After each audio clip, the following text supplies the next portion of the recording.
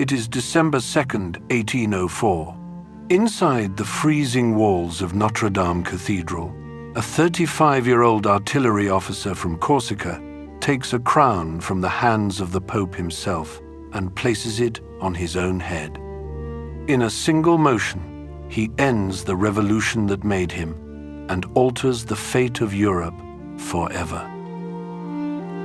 Tonight, we unravel the life of Napoleon Bonaparte. He is perhaps the most debated figure in modern history. A military genius who won 60 battles and rewrote the legal codes of an entire continent. Yet the empire he built was paid for in blood.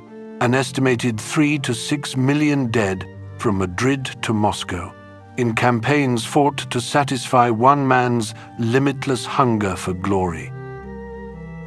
In tonight's episode, we'll trace Napoleon's extraordinary rise from a debt-ridden family on the fringes of Europe to the throne of the largest empire the continent had seen since Rome. We'll see how the wars he unleashed destroyed the old feudal order, redrew the borders of nations, and spread the dangerous idea that people could choose their own rulers. And, finally, we'll reckon with the question that still haunts historians. Did he carry the revolution forward, or did he betray it? Before we begin, please take a moment to like and subscribe. It really helps us fight against algorithmic censorship. And let us know in the comments which topics you'd like us to explore next. Now, settle in as we journey back to a wild, rain-lashed island in the Mediterranean, where a restless boy is about to begin the most extraordinary ascent in modern history. This is the bedtime biography of Napoleon Bonaparte.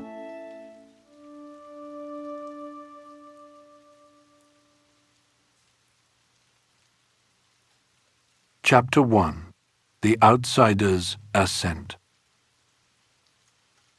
The island of Corsica was a peculiar place. It had never been fully independent, nor fully absorbed into any empire. The people there lived much as they had for centuries, subsisting on chestnuts, cheese, onions, fruit, and the occasional piece of goat or pork, all of it washed down with local wine. Even the bread was made from chestnuts.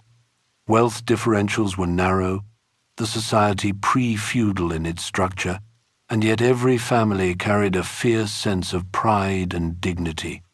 You didn't cross a Corsican household lightly. Any act of violence could trigger a vendetta from which there was almost no escape, because nothing stayed secret for long in such a restricted space. It was into this world that the Bonaparte family had settled, generations earlier, their lineage traced back to minor gentry from Tuscany and Liguria, and they'd eventually put down roots in Ajaccio. The family home had been carved up over the years by successive dowries, leaving 7 members crammed into roughly 40 dilapidated square meters. In the summer of 1764, the 18-year-old Carlo Bonaparte married 14-year-old Letizia Ramolino. The match came with a dowry that boosted Carlo's social standing.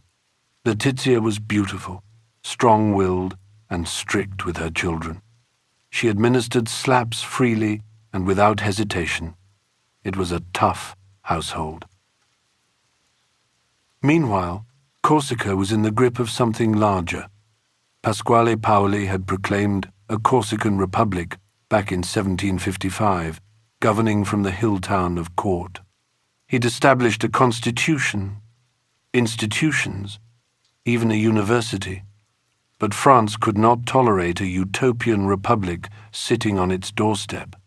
Following the Treaty of Versailles in 1768, French troops moved in. The decisive engagement came at Ponte Novo in May of 1769. The Corsican forces were routed. Paoli fled over the mountains and into exile in England. Carlo Bonaparte submitted to the new French authorities and turned back towards Ajaccio. On the journey home, crossing the mountains, Letizia's mule stumbled while fording the river Liamone. She nearly lost the child she was carrying. That child was born on the night of the 15th of August, 1769, and named Napoleon after his great-uncle. The French military governor, the Comte de Marbeuf, needed loyal supporters among the local notables, and the Bonaparte family fit the role. Marbeuf became a frequent visitor to the household, so frequent that his closeness to Letizia fueled local gossip about the paternity of her next child. Napoleon spent a happy early childhood playing in the streets of Ajaccio with his cousins, summering up in the hills at Boccognano. His mother would later recall that of all her children, he'd been the most intrepid, aggressive, quarrelsome, always pushing.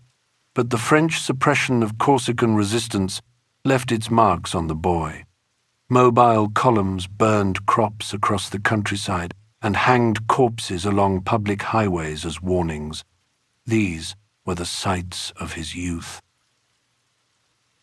Carlo eventually secured a royal bursary for Napoleon at the Military Academy of Brienne. The application required proving both noble credentials and indigence. The boy arrived at the austere institution run by the Order of Minims on the 15th of May, 1779.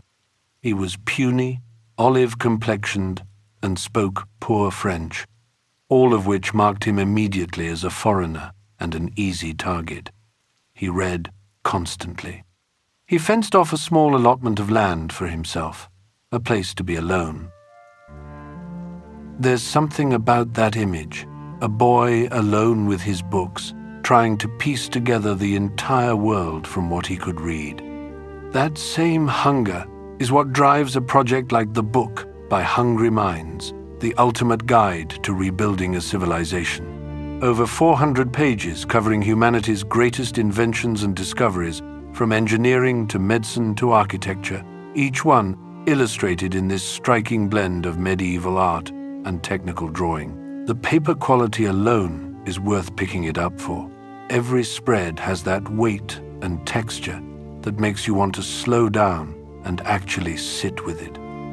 It raised over $2.3 million on Kickstarter, became a bestseller, and there's even a hidden quest buried inside for readers to uncover. It's honestly one of the best gifts for anyone with a restless, curious mind or just a good excuse to keep it for yourself. Use the code AFTERDARK for 10% off. The link's in the description below. The school librarian noted that Napoleon courted solitude as though it were the thing he valued most.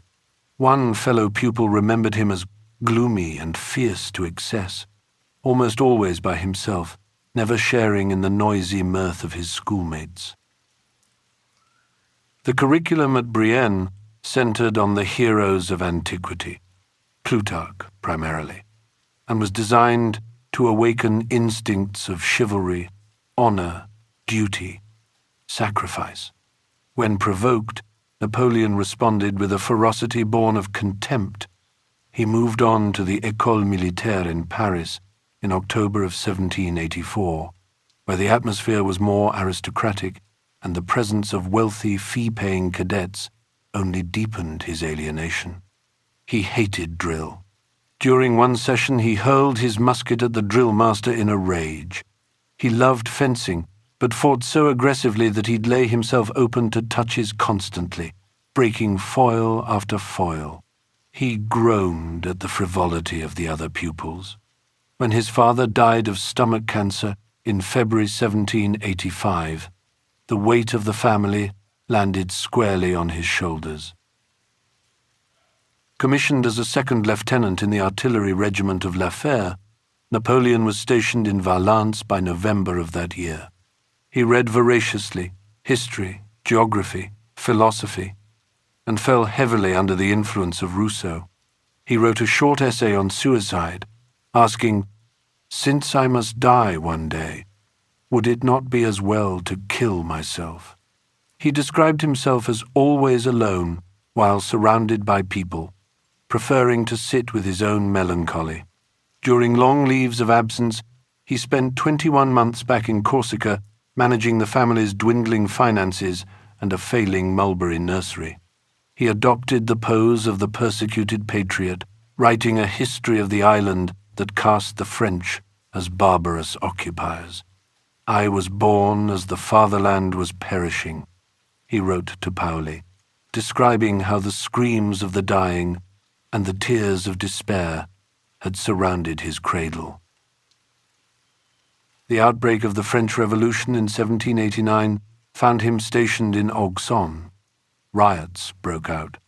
He marshaled troops against the crowds, but expressed a deep distaste for the mob, complaining that he'd been prevented from firing on them. He returned to Corsica, where he and his brother Joseph threw themselves into local politics, distributing tricolour cockades and forming a citizens' militia. But Paoli had returned from exile, and the old leader viewed the Bonaparte brothers with suspicion.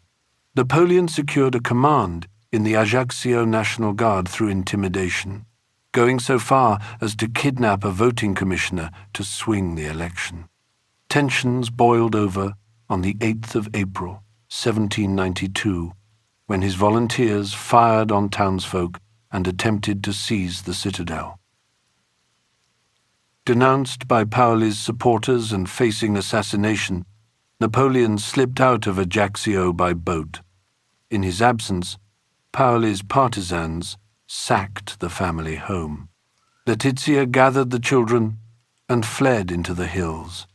A French naval squadron eventually evacuated them, and in June of 1793, the Bonaparte family sailed for the mainland as destitute refugees.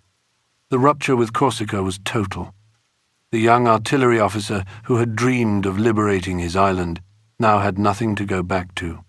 What he had instead was a commission in the French army, a large family to feed, and a republic tearing itself apart around him.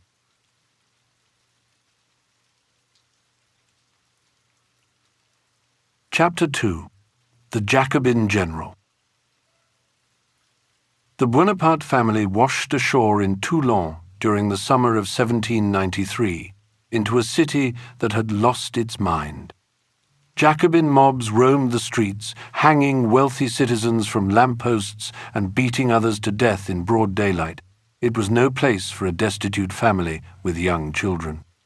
Letizia gathered them up and moved to the nearby village of La Valette, where things were quieter, where they could breathe. Napoleon, meanwhile, rejoined his regiment in Nice and collected his back pay, sending what he could to keep his mother and siblings fed. He also dashed off a political pamphlet called Le Souper de Beaucaire, a pointed defense of the Jacobin government that served a second purpose, distancing the family name from Paoli and any whiff of counter-revolution. It wasn't long before Toulon made headlines again. Royalist insurgents had seized the city and handed it, along with the entire French Mediterranean fleet, over to the British Royal Navy. The Republic dispatched an army of raw recruits to take it back, led by General Carteau, a painter by trade with about as much military experience as you'd expect from one. The besieging artillery needed a commander after the previous one took a wound, and the Corsican deputy Salicetti knew just who to call. Napoleon arrived and sized up the situation fast. The key was a promontory overlooking the outer harbour. Take that, and the British ships would have no choice but to pull out. His superiors didn't see it that way, but Napoleon had stopped listening to them. He stripped surrounding posts of cannons, powder, and horses, building up an artillery park from almost nothing. He set up foundries to cast cannonballs. He trained infantrymen to serve as gunners. At night, he slept on the ground beside his batteries, wrapped in his cloak, close enough to feel the heat of the barrels. General Doppet, observing from a comfortable distance, noted that the young officer combined a rare bravery and indefatigable energy with considerable talent. The final assault on Fort Mulgrave came on the 17th of December, in a torrential rainstorm. Napoleon led from the front. His horse was shot out from under him, and an English corporal drove a lance into his leg. He kept going. Once the fort was taken, he turned its guns on the British ships and fired red-hot cannonballs into the harbour. 2 vessels exploded. The British evacuated, taking French royalists with them, and the Republican troops who flooded back into Toulon carried out reprisals that were savage even by the standards of the Terror. At 24, Napoleon was promoted to Brigadier General. His comrades took notice. Claude Victor described him as small in stature but well-proportioned, thin and puny in appearance but taut and strong, with eyes that seemed to send out shafts of fire. The young general, exhausted and suffering from scabies he'd picked up during the siege, accepted a quieter posting as Inspector of Coastal Defences. He needed the rest. It didn't last. When Robespierre fell, Napoleon's name was on the list. He spent 11 days under house arrest before being cleared and let go. He drifted to Marseille, where his brother Joseph had done well for himself, and there he met Désirée Clary, a modest 16-year-old. They became engaged. His letters to her read less like love notes and more like homework assignments, advice on what to read, how to practice her music. Ordered to the Army of the West to fight insurgents in the Vendée, Napoleon did what he could to avoid it. He travelled to Paris, obtained sick leave, and plunged into the hedonistic society of the capital. Wealthy women wore flesh-coloured pantaloons and dresses of transparent gauze. Napoleon, with his unkempt hair and clumsy French, fit in about as well as a stray dog at a dinner party. The wife of his friend Bourrienne described him as cold, sombre, and little short of savage. Feeling thoroughly out of place, he channeled his gloom into a novella, Clisson et Eugénie, about a misunderstood military genius who flees society, finds love with a pure young woman, and dies heroically. Around the same time, the War Ministry struck him off the list of artillery generals. He was put on half pay. He wrote to Joseph that he was very little attached to life. He floated the idea of throwing himself under a passing carriage. Then came October 1795, and with it a lifeline. Royalist sections of Paris rose against the government, and the politician Paul Barras needed someone who could act fast. He appointed Napoleon as his second-in-command to defend the Tuileries. Napoleon sent a young cavalry officer named Joachim Murat galloping across the city to secure 40 cannons from the Sablon plain just ahead of the rebels. The guns were placed at key intersections, and then he waited. When the 20,000-strong rebel force advanced, Napoleon's artillery fired canister shot directly into their ranks. The insurrection was over within 2 hours.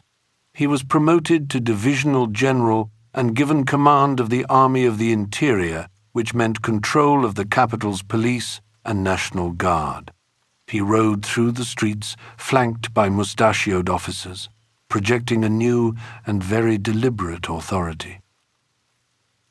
It was around this time that a 14-year-old boy came to ask permission to keep his executed father's sword. Napoleon granted it. The boy's mother arrived shortly after to give her thanks. Her name was Josephine de Beauharnais. She was 32, a widow of legendary charm who had learned to smile without opening her mouth on account of her teeth. She lived on the generosity of her lovers and needed a husband to secure her future. Barras, her current patron, encouraged the match, partly to settle a young general who was becoming harder to manage. Napoleon fell hard.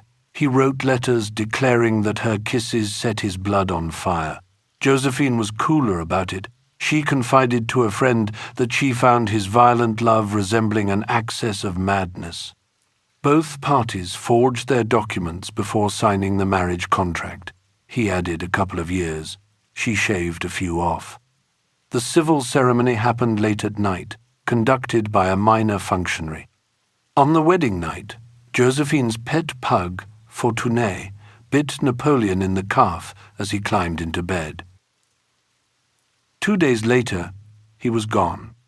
He left Paris to take command of the army of Italy, rattling south in his carriage as fast as the horses could carry him. "Every instant takes me further away from you, my adorable love," he wrote from somewhere along the road, "and with every instant I find less and less strength with which to bear being away from you." Ahead of him, on the Italian border, thousands of soldiers waited without boots, without pay, and without much reason to follow anyone. That was about to change. Chapter 3. The Warlord of Italy and Egypt. He arrived at the headquarters of the Army of Italy in March of 1796, 26 years old, and looking every bit the outsider. The veteran commanders waiting for him were unimpressed. They saw a small, awkward young man with a rasping voice and a political appointment he hadn't earned on any battlefield they recognized. The army itself was in a terrible state. 40,000 soldiers, starving and mutinous, many of them wearing woven straw where boots should have been. Bonaparte didn't ease himself in. He secured emergency funds, put fresh meat in front of the men, and demanded obedience. Then he moved, and he moved fast. He launched his forces through the mountains, driving a wedge between the Austrian and Sardinian armies before either could react. The French fought without tents or regular supply lines, living entirely off the land as they advanced. The Sardinians were intimidated into an armistice and forced out of the war altogether. Bonaparte then outflanked the retreating Austrians by crossing the River Po at Piacenza, pushing deep behind their lines. It was ruthless, improvisational, and it worked. At the town of Lodi, the French advance guard found the wooden bridge over the River Adda defended by Austrian cannon. Bonaparte ordered a frontal assault. The first men who surged forward were cut apart by canister shot. Subsequent waves, led by senior officers who showed complete disregard for their own lives, managed to cross and dislodge the defenders. It was a skirmish, really, but Bonaparte exaggerated the scale of it in his reports and commissioned prints showing himself brandishing a standard amid the gunfire. He was learning something important about war, which was that the story you told afterwards mattered almost as much as the fight itself. Lodi changed something in him. He later reflected that it was only after that battle that it struck him he might become a major actor on the political scene. He rode into Milan on a white horse, under arches of foliage, greeted by Italian nationalists who saw him as a liberator. Behind the pageantry, he stripped the conquered territories of cash, silver plate, and masterpieces of art, shipping it all back to Paris.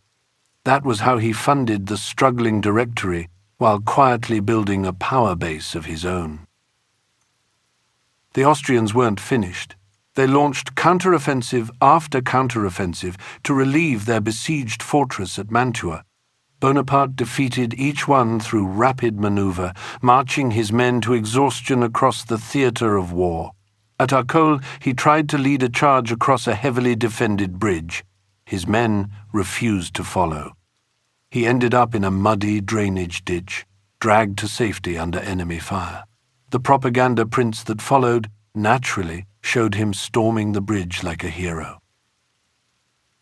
After the decisive victory at Rivoli and the fall of Mantua, he marched on Vienna.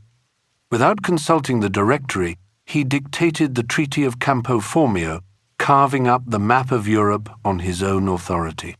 He partitioned the neutral Republic of Venice, handing territory to Austria in exchange for French control of Belgium and the Rhineland.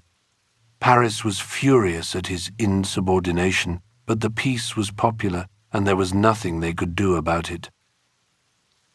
Back in France, he kept a low profile for a time.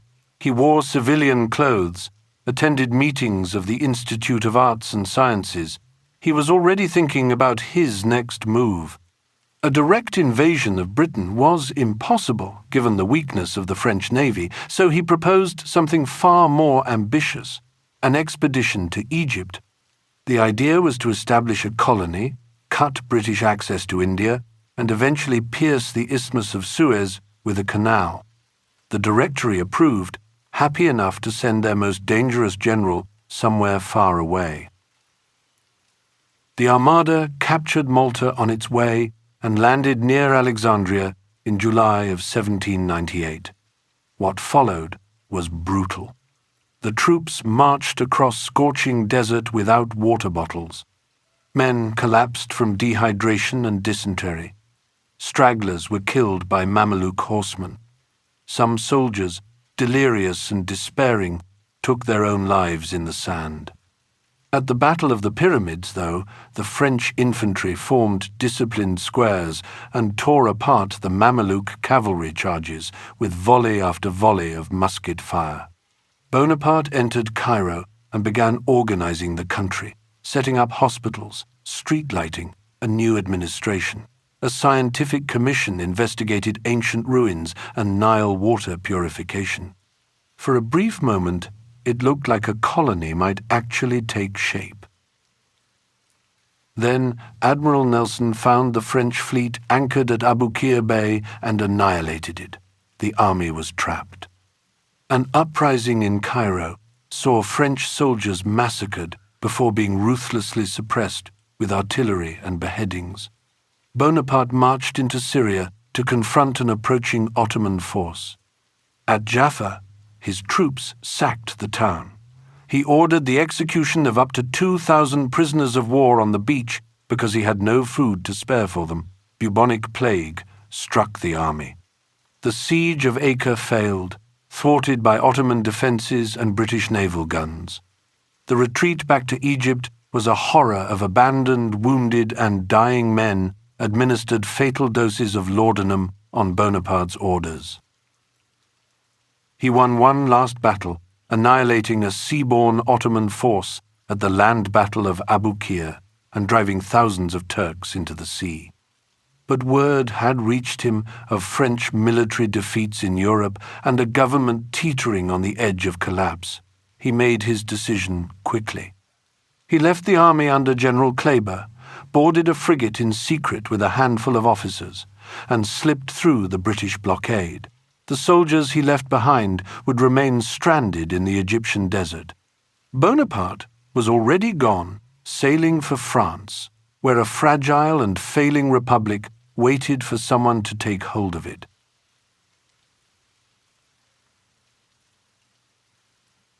Chapter 4: The Imperial Machine.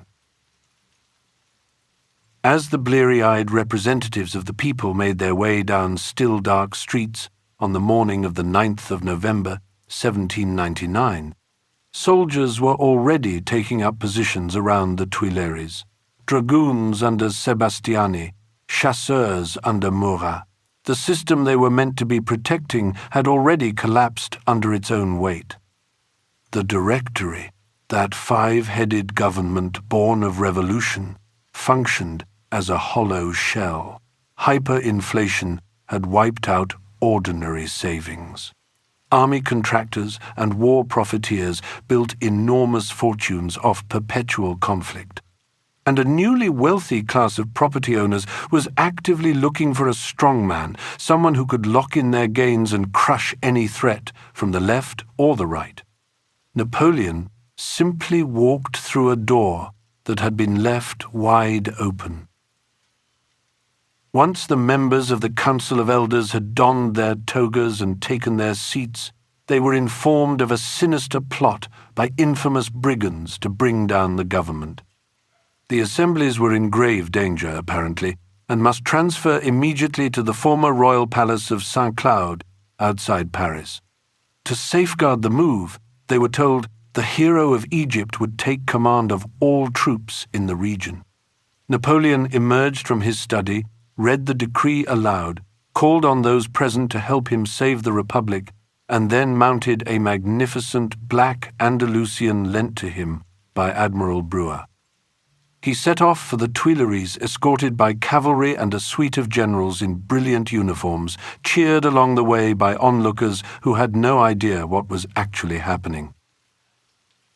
At about 10 o'clock, he entered the Chamber of the Elders, flanked by Berthier and a handful of generals, and gave a rehearsed speech praising them for their wisdom. Then he went outside, climbed back onto the black horse, which he was having some difficulty mastering, and made the rounds of the assembled units, exciting their enthusiasm with dramatic statements empty of substance. His agitation had brought out a severe rash on his face. While considering his next move, he scratched so hard he drew blood, which only seemed to confirm the rumor already flying through the ranks that he'd been attacked with daggers. The story reached the crowd, and eventually all the way to Paris. Inside the Council of 500, things were falling apart. His brother Lucien had done what he could to calm the shouting, but eventually made a histrionic gesture, removing his toga, his cap, untying his gold-fringed sash, and laying them down as a sign that liberty had been silenced. He ordered a captain to take 10 grenadiers and rescue him from the chamber. Then, in a piece of theatre that would have been absurd if it weren't so effective, Lucien took a sword from an officer, put the point to his brother's breast, and solemnly swore he would kill Napoleon himself if he ever raised a finger against the liberty of the French people. As the drum beat the charge and crashed into the orangery, some of the 500 climbed onto their benches and began swearing to defend the Republic. Others followed the spectators out through the conveniently low windows. Murat marched toward the podium and declared the assembly dissolved. Then, turning to his soldiers, he put it plainly, "Chuck this lot out of here." The next morning was a Decadi, a Republican Sunday. At 10 o'clock, Citizen Consul Bonaparte left home in civilian dress and was driven through empty streets to the Luxembourg in a carriage escorted by 6 dragoons. He went directly to Sieyes' apartment, where the two of them talked for over an hour. The first thing to be settled was who would preside over the new 3-man consulate. According to one version, Ducos simply turned to Napoleon and said, "It is quite unnecessary to vote on the presidency. It is yours by right." After Napoleon left the room, Sieyes reportedly told the others, "Gentlemen, you have a master. He wants to do everything, knows how to do everything, and can do everything." Napoleon moved from the Rue de la Victoire to the seat of power, establishing himself in rooms on the ground floor of the Petit Luxembourg, while Josephine made herself at home on the floor above, and then he set to work. On the 13th of December, a 10-litre measuring jar was placed on the table in lieu of an urn, and the 50 members of 2 commissions wrote out their choices on slips of paper. Before the votes could be counted, Napoleon, who had been leaning on the mantelpiece warming his legs by the fire, strode over and snatched the jar. He emptied its contents into the flames. It was recorded that he and the others had been nominated by unanimous acclamation. On the 24th of December, aged 30 years and 4 months, he formally took office as first consul, dictating a proclamation to the nation, pledging to make the Republic dear to its citizens, respectable to foreigners, formidable to enemies. But a proclamation means nothing without a battlefield to back it up, and within months one presented itself. At Marengo, in June of 1800, he found himself facing the Austrian General Melas, who had concentrated 30,000 men and 100 field guns near Alessandria. Napoleon was down to 22,000 with only 20 guns.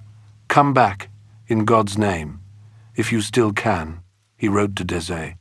Desaix received the order at 1 o'clock and immediately set off, his men occasionally breaking into a run as they covered 13 kilometers to reach the field. By 3 in the afternoon, the battle appeared lost. Melas, who'd had 2 painful falls from his horse that day at the age of 71, retired to Alessandria to lie down, leaving his generals to finish things off.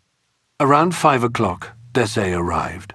After a brief exchange with Napoleon, he led his divisions into the fray.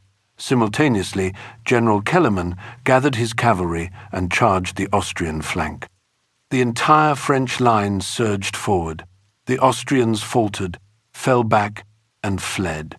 Desaix was killed leading the attack. I feel the most profound grief at the death of the man I loved and esteemed the most, Napoleon wrote afterward.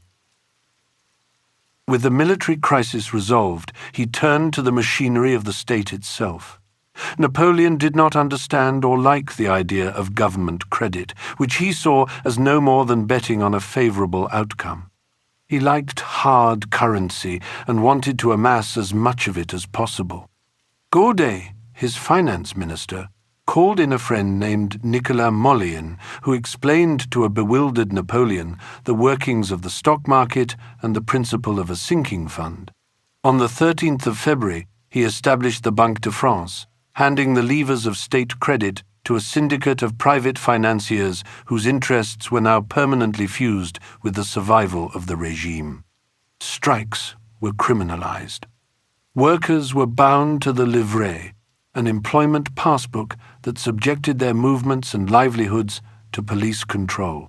The chaotic energy of the early revolution was eradicated, replaced by a rigid hierarchy enforced by Fouché's security apparatus. On the 12th of August, 1800, he appointed a commission of 4 jurists to draw up a civil code of laws. Standardized contracts, the abolition of feudal obligations, ironclad protections for private property. Over the next year, the Council of State devoted more than 100 sessions to it, at least 57 presided over by Napoleon, who stamped his own views on the final version. Those views were revealing. Women need to be contained, he declared, explaining that they were naturally more flighty than men and liable to spend their husband's money like water. The husband must have the absolute power and right to say to his wife, "Madame, you will not go out. You will not go to the theatre. You will not see such and such a person." The code would not become law until March of 1804, when it would become known as the Code Napoleon. He drove the councillors like slaves. As one of them put it, one had to be made of iron to work with him. In 1800 alone, the Council of State dealt with 911 separate measures. It was not unusual for him to keep them at it for 8 or 10 hours, with only a 15-minute break for lunch. "Come, come, citizens, wake up." He would say when he saw them flagging past midnight, "It is only 2 o'clock, and we must earn the money which the people of France give us." He would toy with his snuff-box while he listened, opening and shutting the lid, taking a pinch, most of which fell on the white facings of his uniform. Without looking, he'd pass the box to an aide behind his chair, who would hand him another.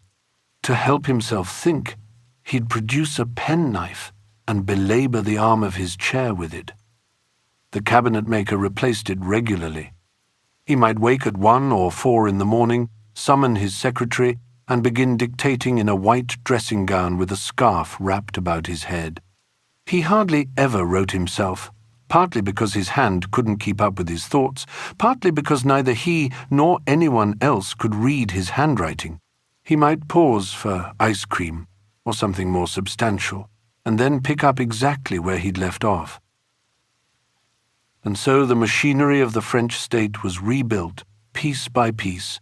In marathon sessions and pre-dawn dictations, the consul had secured his grip on power. The armies that had carried him there still waited, hundreds of thousands of men in camps and garrisons across the country. Beyond the borders, the old powers of Europe watched with growing unease.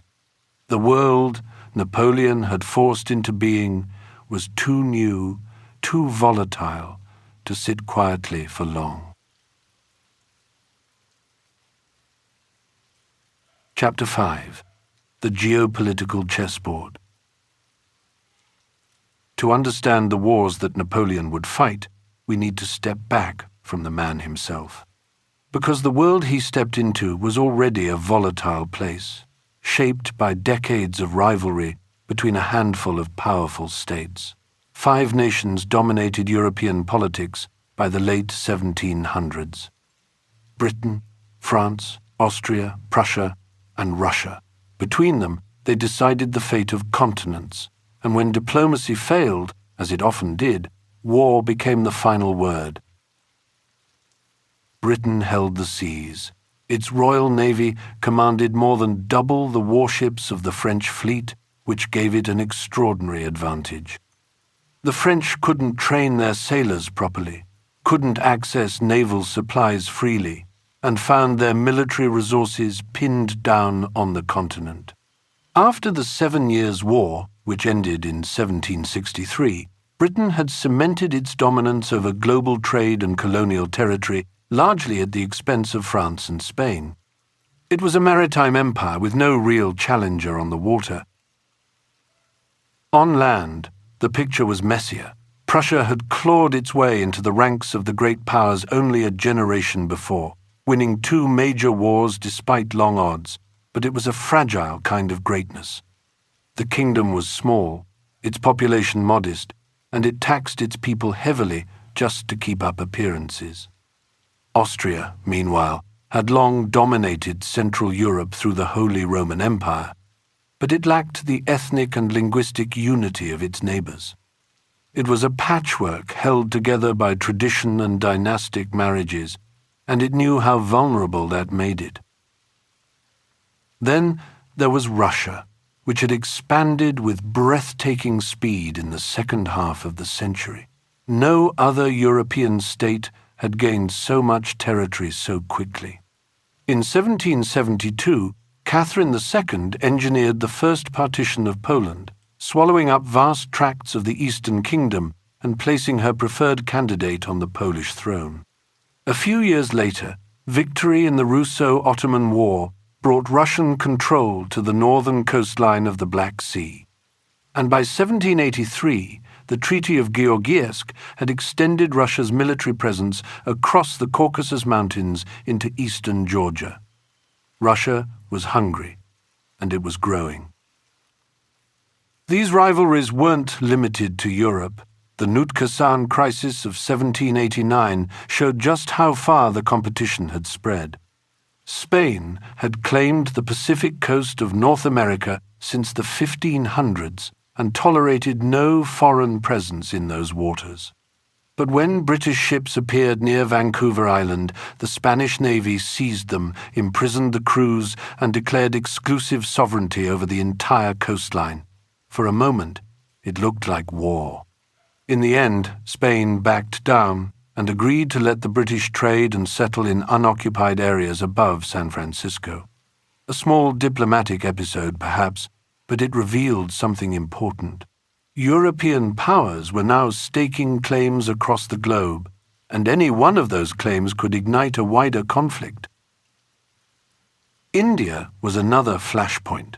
The British East India Company had been tightening its grip on the subcontinent for decades, but its position was far from secure. Powerful regional states like the Maratha Confederation and the Dominion of Hyderabad controlled vast territories. And to the south, the Kingdom of Mysore under Tipu Sultan had been a persistent thorn. Tipu had welcomed French Republican envoys, planted a tree of liberty at his capital of Seringapatam, and made overtures to French forces in Mauritius. For the British, this was alarming. In the spring of 1799, Richard Wellesley, the Governor General, went to war. The Fourth Mysore War was short and brutal. British forces stormed Seringapatam on the 4th of May, and Tipu Sultan was killed in the fighting. Wellesley then turned his attention to the Marathas, negotiating the Treaty of Bassein, which brought the Maratha leadership under British influence in exchange for military protection. India was being reshaped piece by piece. The revolution had already upended Napoleon's life, as we've seen, but it had also upended the entire European order. The execution of King Louis XVI in January 1793 horrified the continent's monarchies, and the National Convention's so-called Edict of Fraternity made things worse, promising assistance to any people who wished to overthrow their rulers. The British Prime Minister put it plainly: "We are not at war with the opinions of the closet," he said. "We are at war with armed opinions." By the spring of 1793, most of Europe had joined the First Coalition against France. The early campaigns went badly for the French. Austro-Prussian forces invaded and pushed towards Paris. The Allies issued the Brunswick Manifesto, threatening to level the capital if the royal family was harmed. It was meant to intimidate. Instead, it enraged the population, and at Valmy, in September 1792, French gunners held their ground against Prussian veterans, refusing to be silenced. The General Kellerman raised his hat and cried, "Vive la nation!" The words swept through the ranks. It was a modest battle in military terms, but a seismic one in spirit. From that moment, the revolution mobilized on a scale Europe had never seen. The Committee of Public Safety launched the Levée en masse, calling on every citizen to serve. "From this moment until the enemy shall have been driven from the soil of the Republic," declared the National Convention, "all Frenchmen are in permanent requisition for the service of the armies." Within a year, 14 new armies had been raised. Some 800,000 men were under arms. Prussia, exhausted, signed the Treaty of Basel in 1795 and withdrew from the war, recognizing French control of the left bank of the Rhine. Historians have called that treaty a death certificate for the Holy Roman Empire, since Prussia chose its own national interest over the old imperial order. And Poland, partitioned a third and final time, was erased from the map entirely. The old chessboard of European diplomacy had been upended.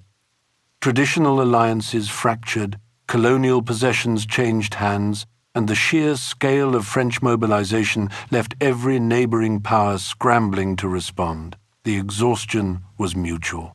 Years of continuous warfare, stretching from the Rhine to the Indian Ocean, had drained treasuries and armies alike. A pause was coming, a fragile diplomatic intermission, but it would not hold for long.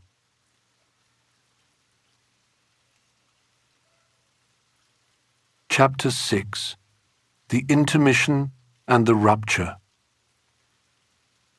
For the first time in nearly a decade, the guns across continental Europe fell silent. The Peace of Luneville, signed in early 1801, had done what many thought impossible. Austria, humiliated and exhausted, gave up the territorial gains it had won in Italy just 4 years earlier.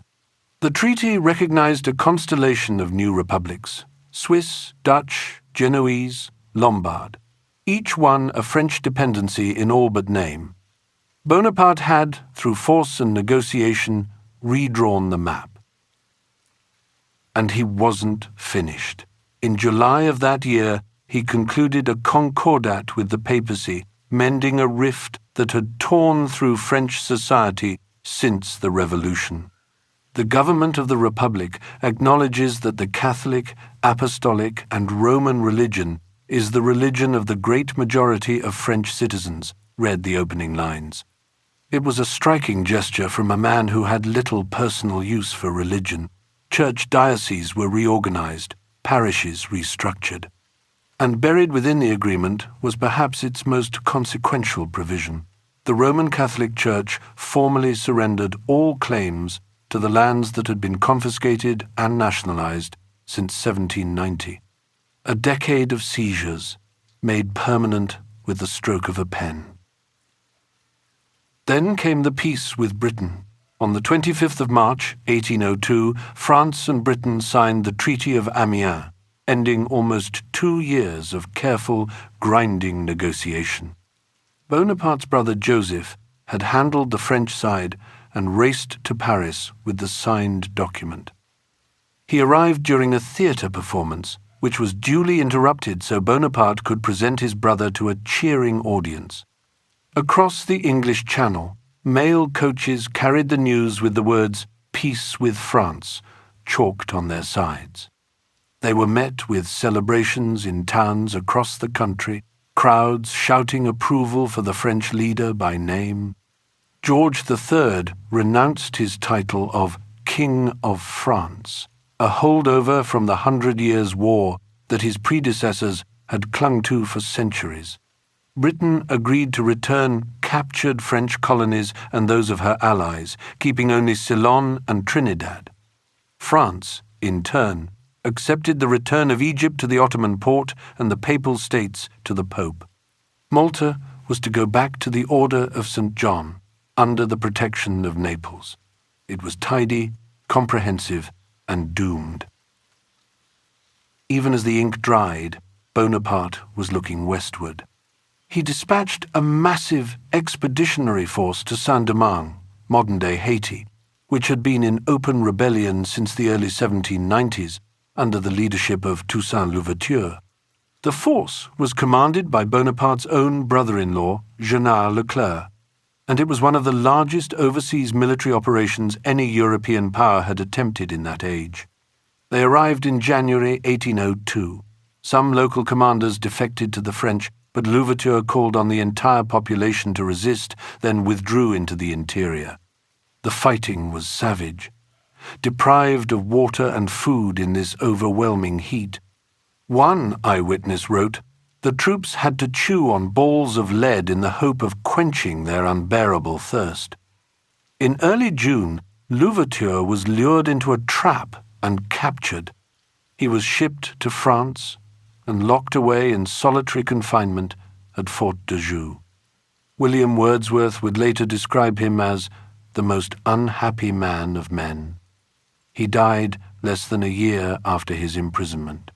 More than 50,000 French soldiers, sailors, and civilians perished in the campaign, alongside a far greater number of black troops and civilians. The disaster in the Caribbean had consequences that rippled across an ocean. In 1803, Bonaparte surprised American negotiators by offering the entire Louisiana territory, over 800,000 square miles, for $15 million. The money was handled through a Dutch banking house in Amsterdam and a British one in London, who sold the stock and transferred the cash to France. The final transfer came on the 20th of December, 1803. Bonaparte had cut his losses in the Americas and turned his attention back to Europe, where the fragile peace was already coming apart. Britain refused to recognize the new Italian republics, viewing them as threats to the balance of power on the continent. British newspapers portrayed Bonaparte as a yellow-skinned pygmy, a monstrous hybrid. One tabloid called him an unclassifiable being, half African, half European, a Mediterranean mulatto. His wife Josephine was portrayed as a harlot. His stepdaughter Hortense was accused of incest. The French government retaliated by confiscating British goods, banning their importation across French-controlled territories, and ordering the imprisonment of any British subjects found within reach. Bonaparte launched massive naval construction, urging his ministry to build as many vessels as possible. Money, he said, was no object. By 1804, he expected to have more than 1,600 flat-bottomed invasion boats, supported by another 1,000 fishing vessels converted into transports. The Peace of Amiens had lasted just 420 days. Its collapse unleashed 12 years of war and misery that would shape the destinies of Europe and the wider world. Meanwhile, the man at the center of it all had been quietly consolidating. He secured the consulship for life in August 1802, along with the right to name his own successor. Officers attended his person. Honors were paid to the women of his household. A privileged family surrounded him in ceremony. Everything, observers noted, was monarchical. Everything except the title of consul. And that name, too, was destined soon to disappear.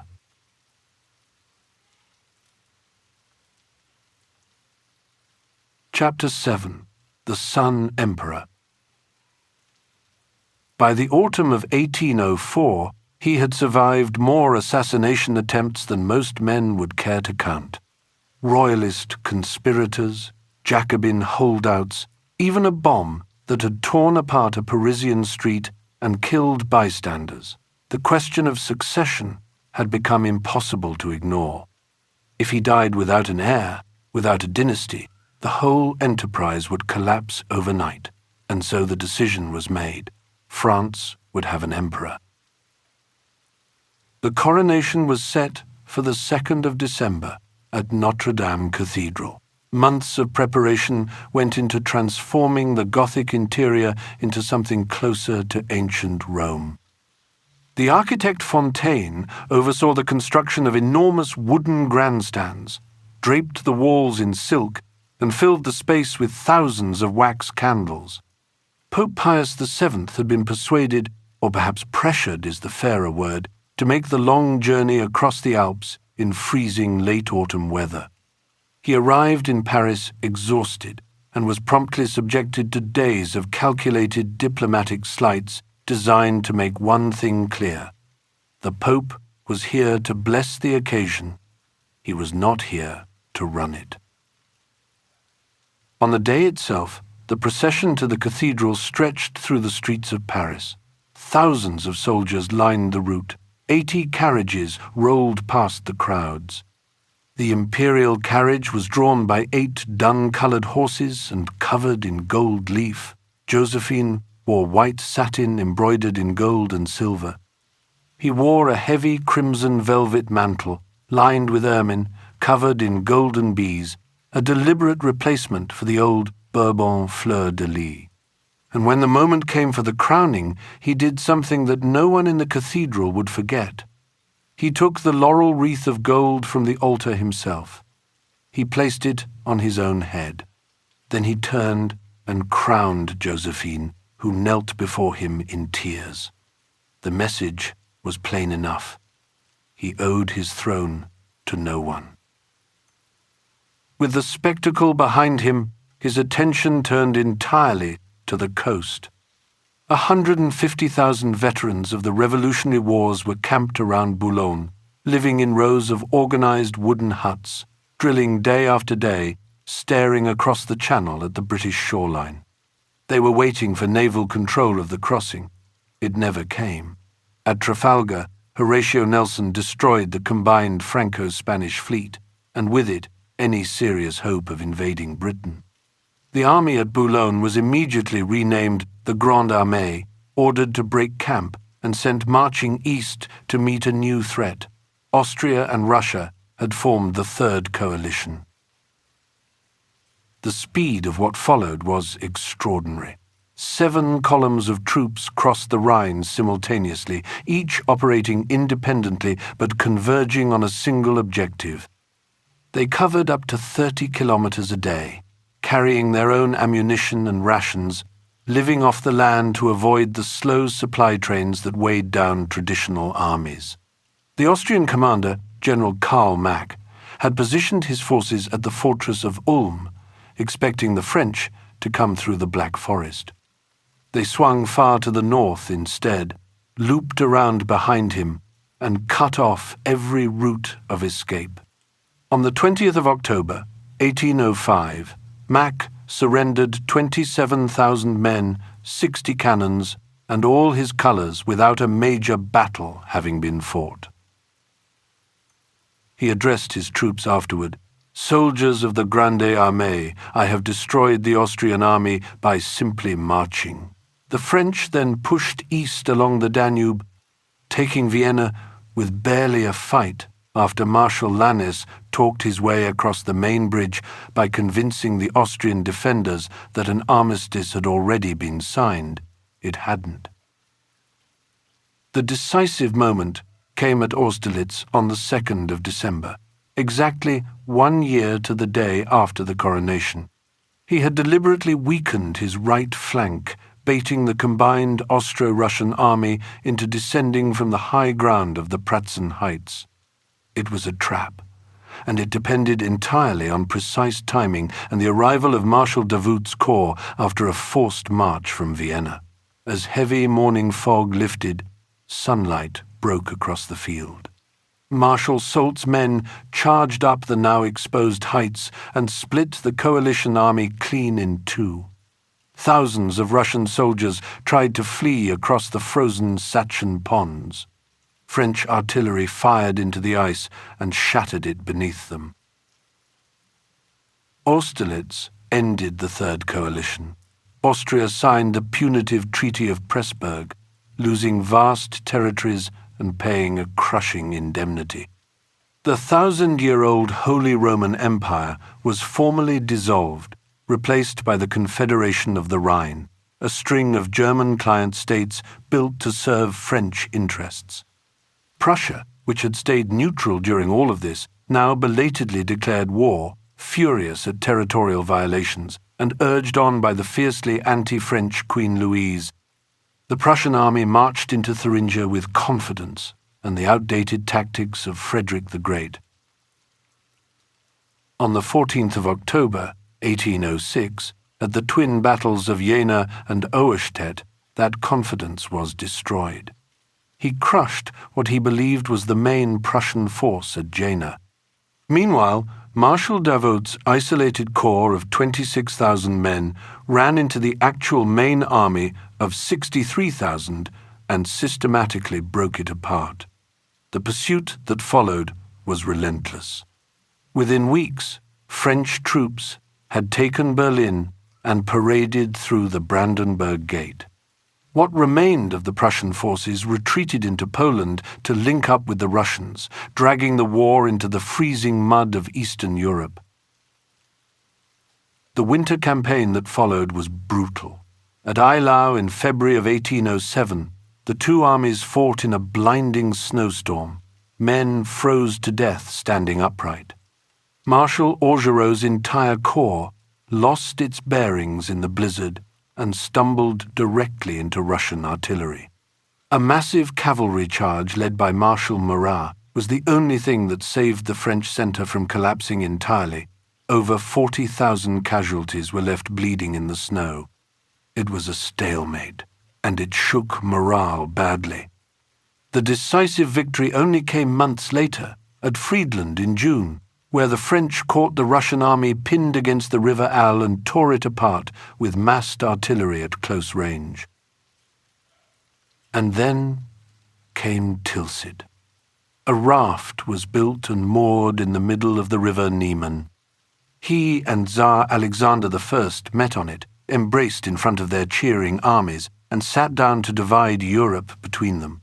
The Tsar reportedly opened by saying, "I hate the English as much as you do." He replied, "If that's the case, peace is made." The continent now had two masters, but the sea still belonged to Britain, and no treaty signed on a river raft could change that. The French navy was gone.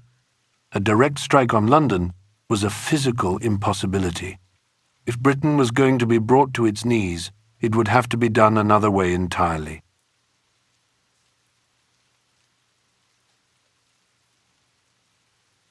Chapter 8. The Economic World War. On the 21st of November, Napoleon issued the Berlin Decree. It declared the British Isles to be in a state of blockade. No country under French influence was permitted to trade with Britain, receive British ships, or even correspond with British merchants. Any British goods found on the continent were to be seized and destroyed. The idea, which came to be known as the Continental System, was blunt in its logic. Britain's military strength rested on its wealth. Its wealth came from trade. Cut off the trade, and the wealth would dry up, and with it, the ability to fund coalition after coalition, against France. There was a problem with this logic, and it was a serious one. Britain was in the middle of an industrial revolution. Its factories were multiplying output at a pace that no continental economy could match.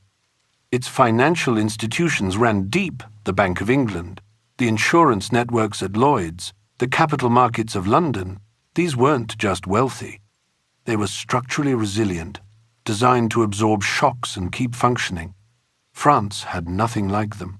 Napoleon was trying to strangle an economy that was, in many respects, stronger than his own. The British hit back almost immediately.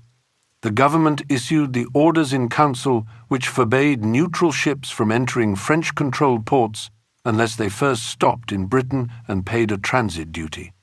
Napoleon countered with the Milan Decree the following year, declaring that any neutral vessel that submitted to British inspection would be treated as an enemy ship and seized on sight. The result was a kind of legal trap. A merchant captain sailing across the Atlantic couldn't obey one side without breaking the rules of the other. Neutral nations, the United States chief among them, found their shipping fleets caught in the middle.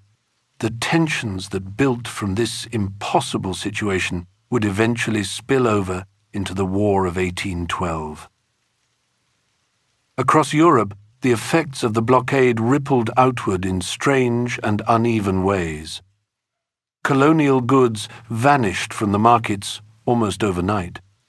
There was no more cane sugar, no coffee, no cheap cotton. Farmers in northern Europe began cultivating sugar beets on a massive scale. Roasted chicory root became a common substitute for coffee, though by most accounts a deeply unsatisfying one. In landlocked regions like Saxony, Belgium, and parts of eastern France, textile manufacturers found themselves suddenly free of British competition. The removal of cheap, high-quality imports created a captive market, and for a time, profits soared. But the great port cities told a very different story. Amsterdam, Hamburg, Bordeaux, these were places that had lived and breathed international trade for centuries. The sudden halt of maritime commerce devastated them. Merchants went bankrupt, dock workers lost their livelihoods, and the inland textile boom didn't last either, because without raw cotton imports arriving by sea, the factories that had been thriving began to starve for materials. Thousands of weavers were left unemployed in the very regions the system was supposed to protect. Enforcing all of this required an enormous bureaucratic apparatus. French customs officers patrolled the coastline from the Baltic to the Adriatic, conducting raids on merchant warehouses and dragging confiscated British goods into public squares, where they were piled high and set on fire. The bonfires were meant as a warning. They were also an admission that the goods kept getting through. The coastline was simply too long, the borders too porous, and the profits of smuggling too enormous to resist. Entire fishing communities along the coast abandoned their nets and turned to the black market. Contraband moved in false-bottomed boats, on carts pulled by dogs, through night landings on remote beaches. The British occupied the tiny island of Heligoland in the North Sea and turned it into a floating warehouse, a massive smuggling depot just off the German coast, where thousands of vessels transferred textiles, spices, and weapons to local runners who filtered everything inland through the river networks. Corruption among French officials was widespread. Commanders posted to remote hostile stretches of coastline were underpaid and far from home. Many accepted bribes to look the other way. In Hamburg, the diplomat Louis de Bourrienne amassed a personal fortune by simply charging his own illegal tariff on British goods passing through the port. The deeper flaw was this: Europe needed British goods more than Britain needed the European market. Denied access to the continent, British merchants expanded aggressively into South America and Asia. Their overall export revenues actually increased.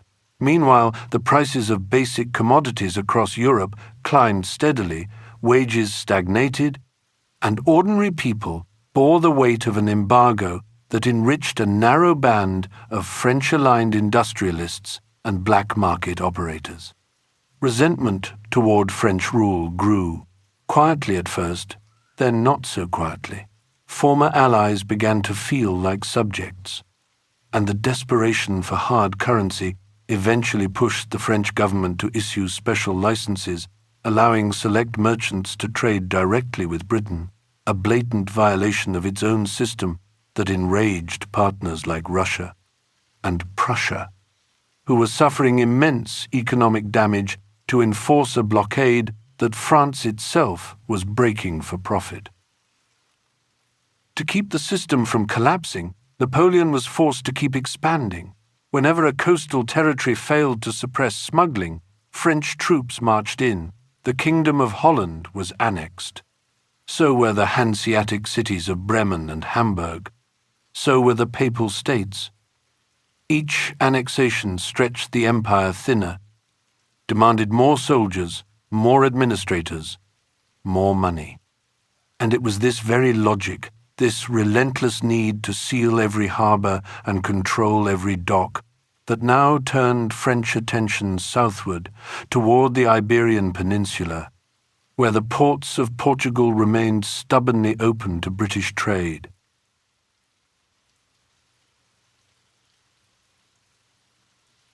Chapter 9.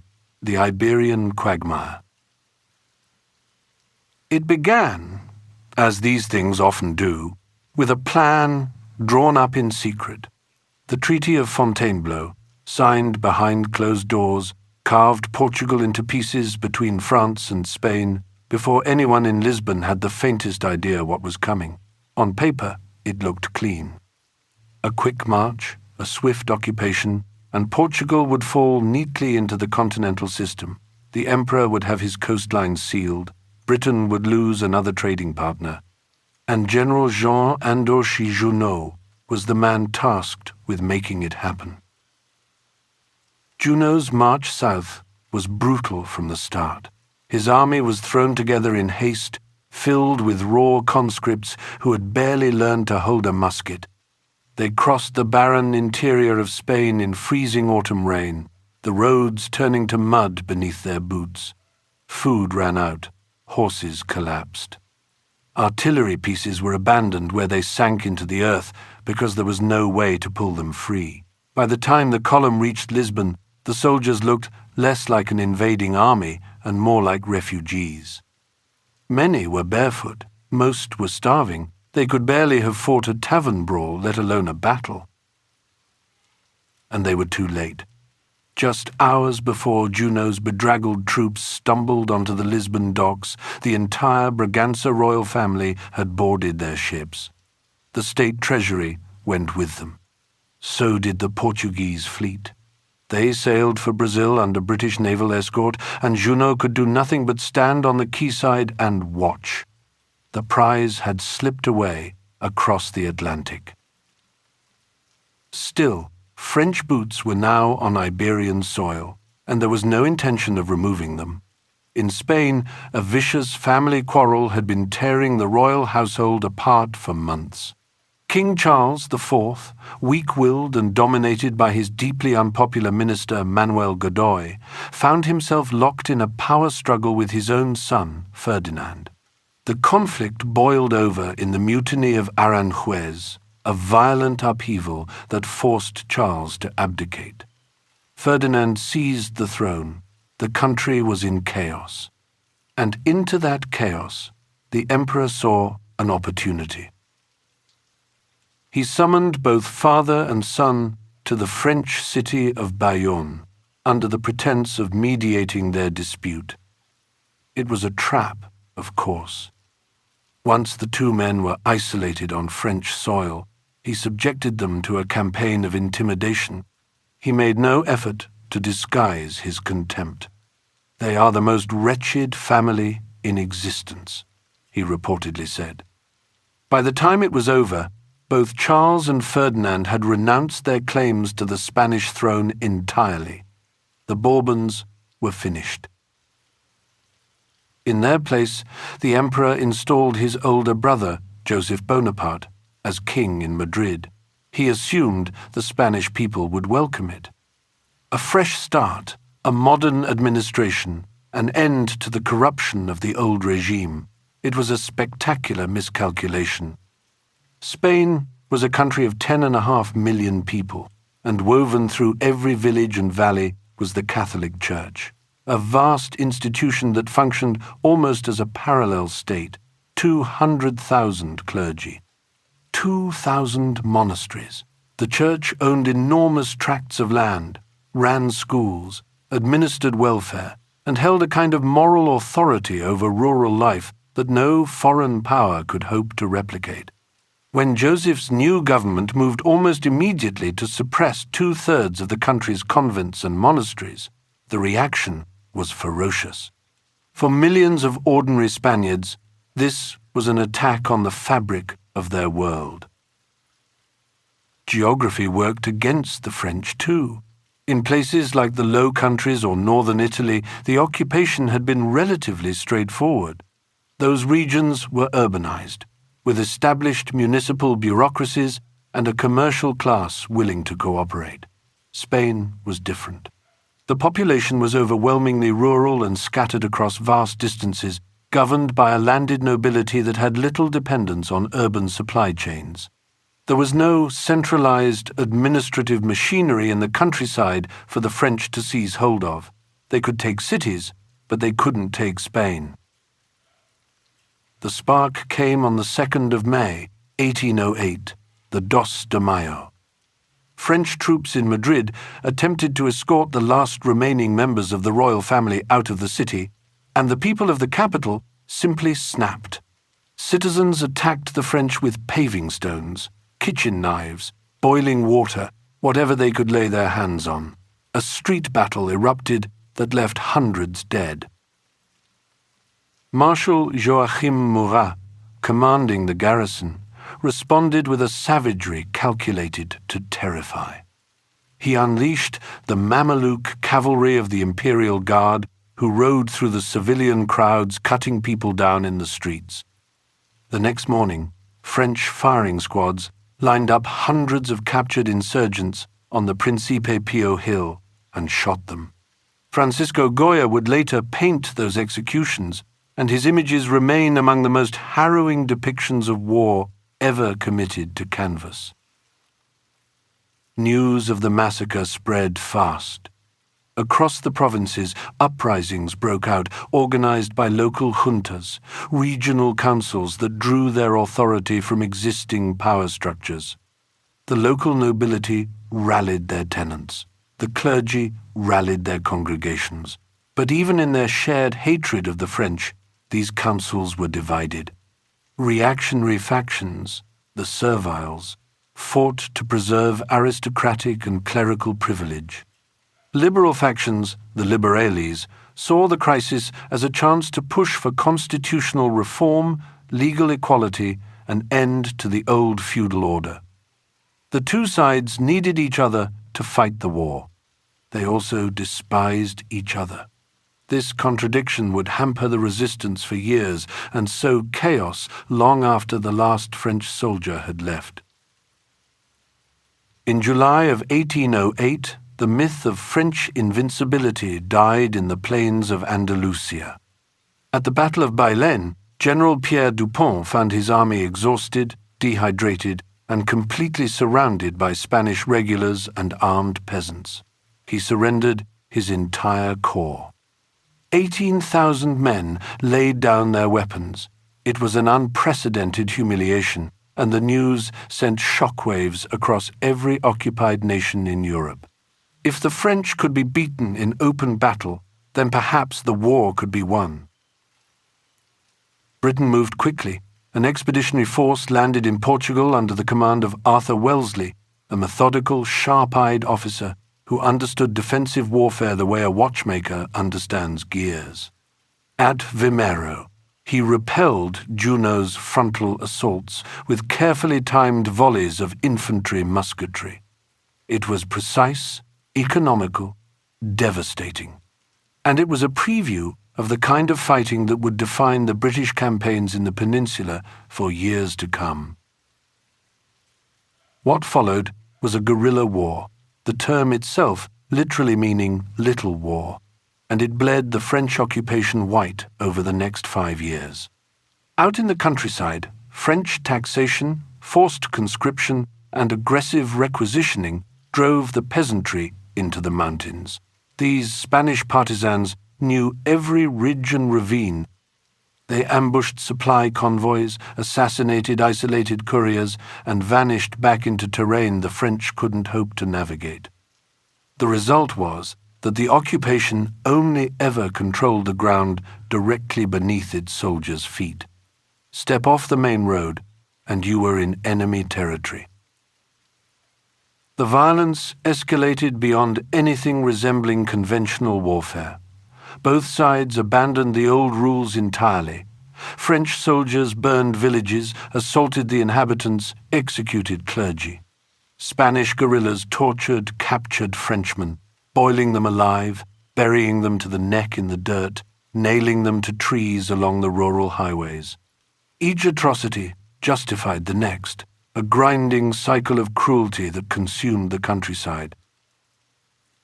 To protect his vital base in Lisbon, Wellesley constructed the lines of Torres Vedras, a vast network of forts, redoubts, and trenches stretching from the Atlantic coast to the Tagus River.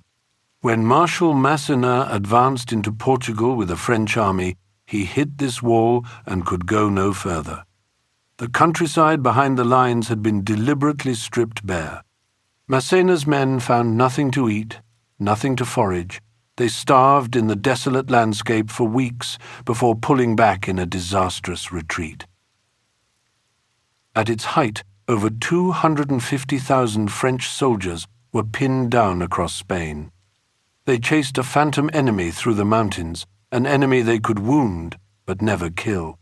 And all the while, Wellesley's Anglo-Portuguese regulars operated from their secure coastal supply base, striking when the moment was right, withdrawing when it wasn't. The peninsula became an open wound in the side of the empire, one that would never heal. And while those hundreds of thousands of soldiers bled and starved across the Iberian interior, the ripples of the crisis were traveling outward, far beyond Europe. The collapse of traditional trade routes and the sheer absorption of military attention on the continent had created an enormous vacuum at the edges of the established order. Ancient empires in the Middle East began to fracture. Colonial authorities in the Americas sensed that the grip of their European masters was loosening. The global order, already strained to breaking, was about to be renegotiated violently by powers that had been waiting for exactly this kind of opportunity.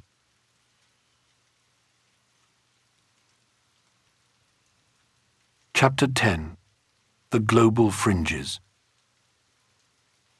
While the great powers of Europe battered one another across familiar ground, the tremors of their conflict reached far beyond the continent. Across oceans and mountain ranges, in places most Europeans could barely find on a map, the wars remade entire civilizations. And it's to those distant fronts that we turn now, where the consequences were every bit as dramatic and often a good deal bloodier.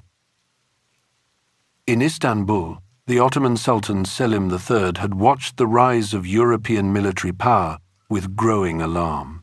His response was a sweeping reform program called the Nizami Sedid, which aimed to drag the Ottoman army into the modern age. New infantry units were raised, dressed in European-style uniforms, and drilled to Western commands.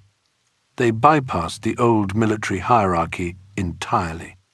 And the Janissaries, that ancient warrior class who held enormous political and social influence, saw the whole thing as a betrayal of tradition, of their status, of Islam itself. In May of 1807, auxiliaries known as the Yamaks mutinied along the Bosphorus. The Janissaries and the conservative clerics rallied behind them almost immediately. They marched on the Topkapi Palace, demanding the heads of the reformist ministers. Selim was deposed, locked away in the royal cages, and eventually murdered by his own cousins to make sure he could never reclaim the throne. Meanwhile, the Ottoman Empire was fighting a grinding war against Russia across the Danubian principalities and the rugged Caucasus. Russian forces under Mikhail Kutuzov achieved a decisive encirclement at the Battle of Slobozia. The Treaty of Bucharest, signed in 1812, forced the Ottomans to hand over Bessarabia. For Russia, the timing was fortunate. It secured their southern flank just as Napoleon's army was preparing to cross the Niemen. Further south, in Serbia, a fierce local rebellion had erupted against the Dahije, corrupt Janissary commanders who had murdered prominent Serbian nobles. The uprising was led by Karađorđe, a wealthy pig trader with no patience for diplomacy. What began as a localized revolt quickly became a full-scale war for independence, a sign of how badly Ottoman authority had frayed across its European provinces. Deep in the Caucasus, Russia was expanding aggressively, annexing Georgian kingdoms and clashing with the Qajar dynasty of Iran. Fath Ali Shah, desperate for a European ally, turned to France. The Treaty of Finkenstein in 1807 promised French military aid and the return of lost territories in exchange for Iranian support against British India. A French military mission under General Gardain duly arrived in Tehran, setting up cannon foundries and drilling Iranian soldiers in modern tactics. It all evaporated the moment the Treaty of Tilsit was signed. France abandoned its Iranian partners overnight to appease Russia. British diplomats moved in immediately. Sir John Malcolm and Sir Harford Jones arrived with generous financial subsidies, modern firearms, and experienced military advisors. Even so, Iranian forces suffered a crushing defeat at Aslandus. The Treaty of Gulistan in 1813 forced Iran to permanently cede its Caucasian territories to Russia. It was a pattern that played out again and again across the globe during these years. One alliance collapsed, another filled the gap, and the people caught in the middle paid the price. Britain, for its part, was busy dismantling the overseas colonies of every rival it could reach. In 1806, a heavily armed fleet arrived off the Dutch Cape Colony in South Africa. British infantry defeated the Dutch defenders at Blouberg, securing the vital sea route to the Indian Ocean. That same year, acting entirely without official authorization, Commodore Sir Home Popham sailed across the Atlantic and captured Buenos Aires, physically seizing the colonial treasury. The local Spanish authorities fled, leaving the city's defense to ordinary citizens. Those citizens organized a massive urban militia under Santiago de Liniers. They fought the British occupation in fierce street-to-street combat, pouring boiling water from the flat rooftops and dropping heavy paving stones onto the soldiers below. The British commander, William Beresford, was forced into unconditional surrender. A revenge expedition under General Whitelock arrived the following year and fared even worse. He ordered his men to march down the narrow streets without firing, straight into fortified barricades.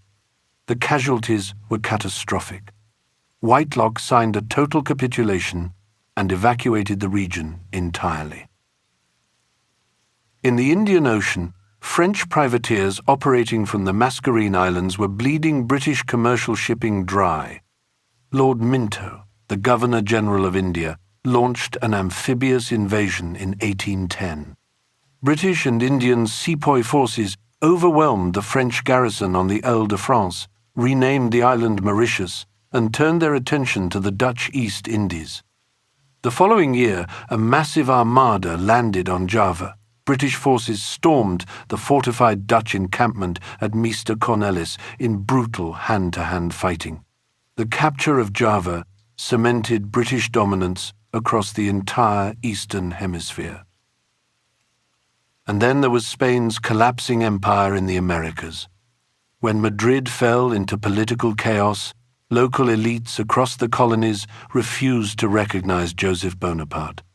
Independent juntas sprang up in Caracas, Buenos Aires, and Bogotá.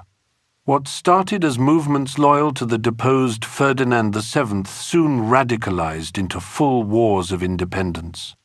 In Mexico, the radical priest Miguel Hidalgo issued the Grito de Dolores in September of 1810, triggering a massive peasant uprising. Tens of thousands of indigenous and mestizo insurgents marched on Mexico City armed with machetes and farming tools. In South America, Simón Bolívar launched his legendary admirable campaign, crossing the freezing Andes to liberate Venezuela. He declared a war to the death, decreeing that any Spaniard who did not actively support independence would be executed. These were not sideshows. The decisions made in the palaces of Paris and London dictated the survival of ancient dynasties in Tehran, the shifting borders of the Balkans, the control of the Javanese spice trade, and the violent emergence of new republics across the Western Hemisphere. The wealth extracted from all of these far-flung territories poured back into the British war machine, funding the subsidies that kept France's enemies armed and fighting. And for every French victory on the continent, that ocean of foreign capital ensured it remained temporary, forcing Paris to demand ever more from an already exhausted population.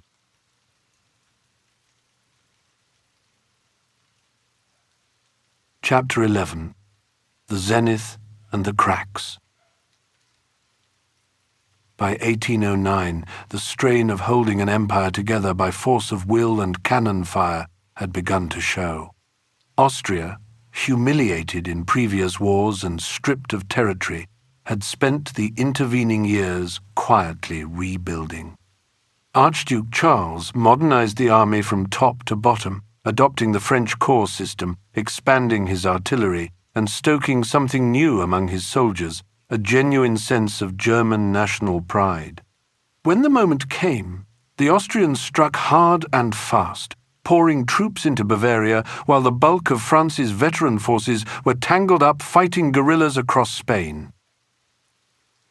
The army that scrambled to respond was a changed thing. Teenage conscripts filled its ranks, alongside vast contingents of Allied troops drawn from the Confederation of the Rhine. These were capable soldiers, many of them, but the force that had swept across Europe just a few years earlier had been reshaped in ways that would matter on the battlefield, and it showed. In the Tyrolean Alps, a spontaneous uprising erupted against the French-backed Bavarian authorities. It was led by an innkeeper named Andreas Hofer, a charismatic figure who rallied deeply conservative mountain communities enraged by secular French laws and Bavarian conscription quotas. The Tyroleans fought with devastating improvisation. They ambushed columns in narrow alpine passes, sending boulders and timber crashing down cliff faces onto the soldiers trapped below. It was ugly, effective, and impossible to stamp out quickly. Meanwhile, the main French army pushed east along the Danube Valley and captured Vienna for the second time in 4 years. The city offered little resistance. But crossing the river proved far more dangerous than taking the capital. Hastily built pontoon bridges carried the French vanguard to the northern bank near the villages of Aspern and Essling. Then the Austrians sent heavy barges loaded with stones downstream to smash the bridges apart, stranding the advance force against the water with no way back. What followed was the first major personal defeat of the Emperor's career. For 2 full days, French infantry fought house to house under point-blank artillery fire. When they finally withdrew back across the river, they left behind thousands of dead and wounded. Among the casualties was Marshal Lannes, one of Napoleon's oldest companions. A cannonball shattered both his legs, and he died days later in agonizing delirium. The loss hit the high command hard. The French retreated to the island of Lobau, sitting in the middle of the Danube, and spent 6 weeks turning it into a fortified staging ground. Engineers drove bridge supports deep into the riverbed, building crossings sturdy enough to carry the entire army at once. There would be no repeat of the disaster at Aspern. The Battle of Wagram, fought in July of that year, involved over 300,000 men. It was the largest engagement in European history up to that point. The French deployed a grand battery of more than 100 cannons, hammering the Austrian centre with continuous fire that blanketed the plains in choking smoke. To break the line, General MacDonald formed 8,000 men into a colossal hollow square and marched them straight into a crossfire of canister shot. The formation was torn to pieces. Bodies piled thick along the path of advance, but the sheer weight of the column punched through, and the Austrians fell back. The peace that followed was punishing. Austria lost 3 million subjects, paid an enormous indemnity, and surrendered all access to the Adriatic Sea. The harshness of it guaranteed that Austrian resentment would fester, and that Vienna would rejoin any coalition the instant French power looked vulnerable. The bloodshed at Aspern-Essling, combined with assassination plots back in Paris, had sharpened one question in Napoleon's mind. He needed an heir. The decision to divorce Josephine was cold and entirely political. She was in her late 40s and had not produced a child during their 14 turbulent years of marriage. In December 1809, in the Grand Cabinet of the Tuileries, she read a prepared statement of devotion to the state, then collapsed into sobs and had to be carried from the room. Napoleon wept openly. He told those present that France's political destiny demanded the sacrifice. He married the 18-year-old Archduchess Marie-Louise of Austria, daughter of the emperor he had just defeated. Among the old revolutionary veterans, the union was deeply unpopular. She was the niece of Marie Antoinette. When a son was born in March 1811, a 101-gun salute echoed across Paris, and an extravagant silver-gilt cradle was presented to the infant. The dynasty, it seemed, was secured. Beneath the celebrations, though, the empire was fracturing. The demand for fresh troops never let up. Armed flying columns scoured the countryside hunting draft dodgers who had fled into forests to avoid conscription. Villages lost their young men systematically, leaving the fields to women and the elderly. Some conscripts chopped off their own trigger fingers. Others knocked out their front teeth so they couldn't bite open the paper musket cartridges required to load a weapon. When the flying columns found a fugitive's family, they quartered soldiers in the home, consumed the winter food stores, and imposed ruinous daily fines until the hiding son finally surrendered. The system worked in the sense that it produced soldiers. What it also produced was hatred. The continental system was already strangling the empire's own commercial hubs. The taxation needed to sustain a standing army of over 1 million men drained the satellite kingdoms dry. And in Russia, the alliance forged on that famous raft at Tilsit was falling apart. Tsar Alexander viewed the French-controlled Duchy of Warsaw as a direct military threat to his borders. In December 1810, he abandoned the continental system entirely, opening Russian ports to neutral ships carrying British goods and slapping punitive tariffs on French luxury imports. The economic defiance struck at the heart of French grand strategy. Negotiation was over. What came next would require every young man, every horse, and every sack of grain the empire could muster.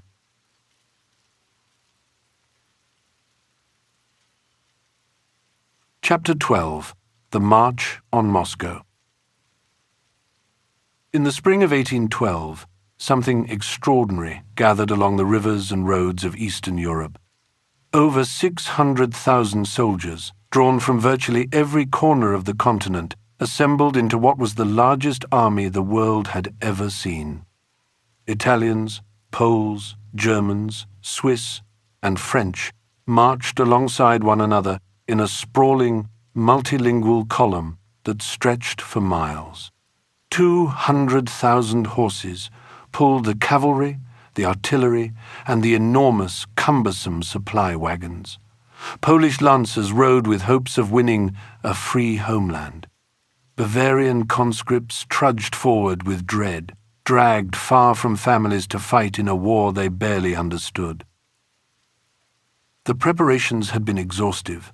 Millions of rations were stockpiled in fortified depots along the Vistula River, loaded onto heavy wagons meant to follow the army east. And yet, the plan was flawed from the start. The distances involved, over 800 kilometers from the border to Moscow, far exceeded what early 19th century transport could manage. The roads of Eastern Europe were unpaved dirt tracks, and the iron-rimmed wagons sank into them almost immediately. The supply lines broke down within days of the campaign's opening. The army crossed the Niemen River in late June, entering Russian territory without a formal declaration of war. As Napoleon approached the riverbank, his horse stumbled and threw him to the ground. Someone on the general's staff muttered, "That's a bad omen. A Roman would recross the river." The column pressed on regardless, flowing across 3 heavy pontoon bridges into the vast interior. The Russian High Command knew they were vastly outnumbered and chose to fall back. They retreated deep into their own territory, ordering a scorched earth policy as they went. Crops, livestock, shelter, anything of use was to be destroyed. The aim was simple: deny the French everything. But the cost of that strategy fell on the people who could bear it least. Russian serfs, living at subsistence level, watched as imperial officers and Cossack detachments arrived to burn their autumn harvests. For many, losing that grain meant starvation come winter. Some communities fought back, clashing with their own army in desperate skirmishes to protect what little they had. In the end, the Russian state torched its own countryside far more thoroughly than the French vanguard ever managed, creating a wasteland of starving civilians long before the invaders arrived. The retreat caused fury within the Russian officer corps. Barclay de Tolly, the Minister of War, orchestrated the withdrawal with cold discipline. But commanders like Prince Bagration viewed the constant surrender of Russian soil as a profound humiliation. He raged openly against his superiors, demanding a chance to stand and fight. The ordinary soldiers felt much the same, marching eastward in simmering confusion, unable to understand why they were giving their country away without a battle.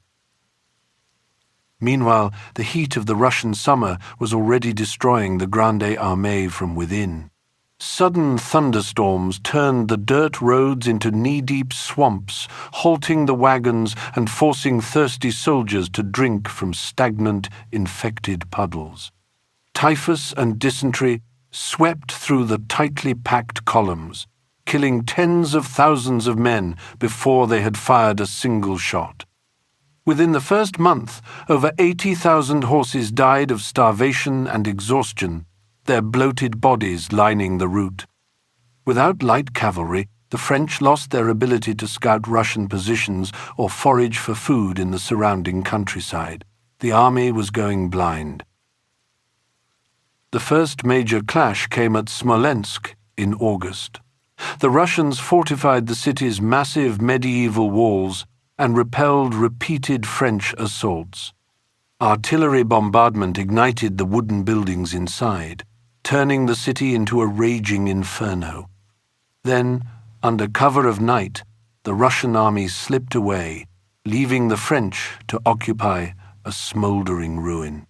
Charred civilian corpses lay in the streets, survivors picked through the wreckage of their homes.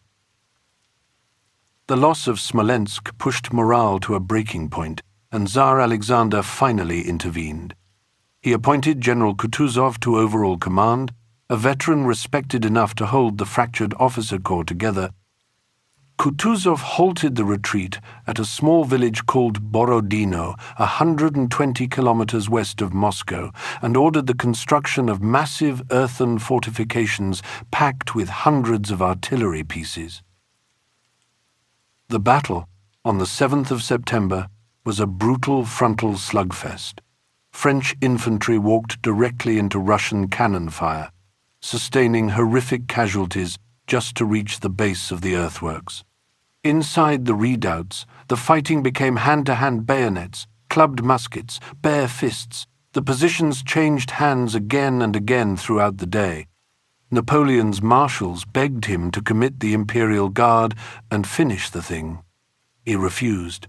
At 800 leagues from France, I will not have my guard destroyed. The decision allowed the battered Russian army to withdraw in good order under darkness. Over 70,000 men lay dead or wounded on the field. Thousands more, lacking medical supplies, were left to die on the freezing open ground. The French entered Moscow on the 14th of September, expecting a formal surrender. They found a ghost city. The governor had ordered the population evacuated and released criminals from the prisons with incendiary devices and orders to burn it all. Fires broke out almost immediately, fanned by high winds, raging for 4 days and consuming 4/5 of the city. French soldiers looted the burning mansions, stumbling through smoke in stolen silk gowns, clutching silver plates, still desperately short of bread. Napoleon lingered in the ashes for 5 weeks, waiting for the Tsar to sue for peace. Alexander ignored every message. He knew the winter was coming. The first heavy snow fell in mid-October. The army would starve if it stayed. The retreat began on the 19th of October, the column burdened with looted treasure and thousands of civilian camp followers. Russian forces blocked the southern route at Maloyaroslavets, pushing the French back along the same devastated road they had marched in summer. There was nothing left to eat. Temperatures dropped to -30. Men without winter clothing wrapped themselves in stolen carpets and raw animal skins. Frostbite claimed fingers and noses. Starving soldiers ate their dying horses raw. Cossack cavalry and partisan bands harassed the flanks constantly, cutting down anyone who fell behind. Entire regiments of Italian and German conscripts dropped dead in the snowdrifts, thousands of kilometers from home. In early December, reading reports of a coup attempt back in Paris, Napoleon handed command to Marshal Murat and slipped away in a fast sleigh, traveling incognito across hostile German territory. He left his dying army behind to secure his political grip on the capital. The final agony came at the Berezina River in late November. Russian armies closed in from 3 directions, trapping the remnants against the western bank. Dutch engineers under General Eble worked chest-deep in the freezing water, wrestling wooden trestles into the current to build 2 fragile bridges.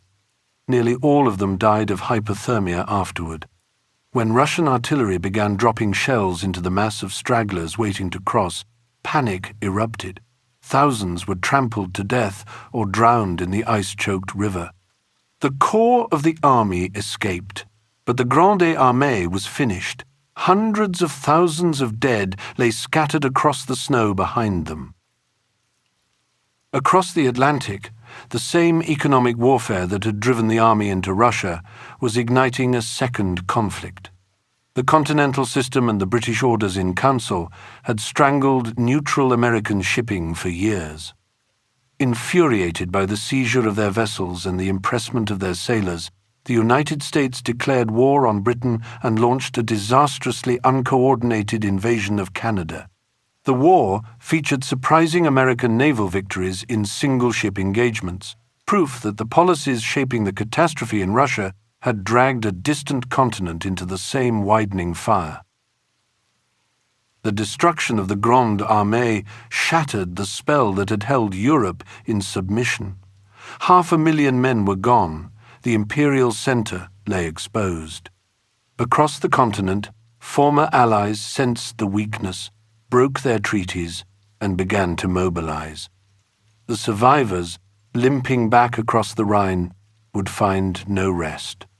A unified coalition was already forming behind them, armed and determined, ready to drive them all the way back to Paris.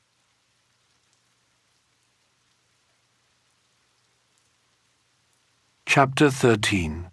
The Battle of the Nations. The news from Russia arrived in fragments. Rumors at first, then dispatches, then the hollow faces of survivors trudging westward through the German snow. The Grande Armée, that vast instrument of imperial will, had been swallowed whole by the Russian winter, and across Central Europe people began to sense that something fundamental had shifted. In December of 1812, General Yorck von Wartenberg, commanding the Prussian corps that had been forced to march alongside the French, signed the Convention of Tauroggen. His troops would fight no more for Paris. It was a spontaneous act of defiance, and it lit a fuse that ran straight through the German heartland.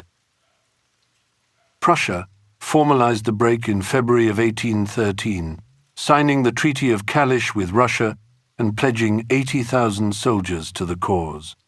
King Frederick William III issued his proclamation, An mein Volk, calling directly upon the people to rise in a war of national liberation. He introduced the Iron Cross, a military honor awarded regardless of social class. The Sixth Coalition had its core, and back in Paris, the imperial administration scrambled. The desperation was total. Depots were stripped bare. The conscription classes of 1814 were called up a full year early.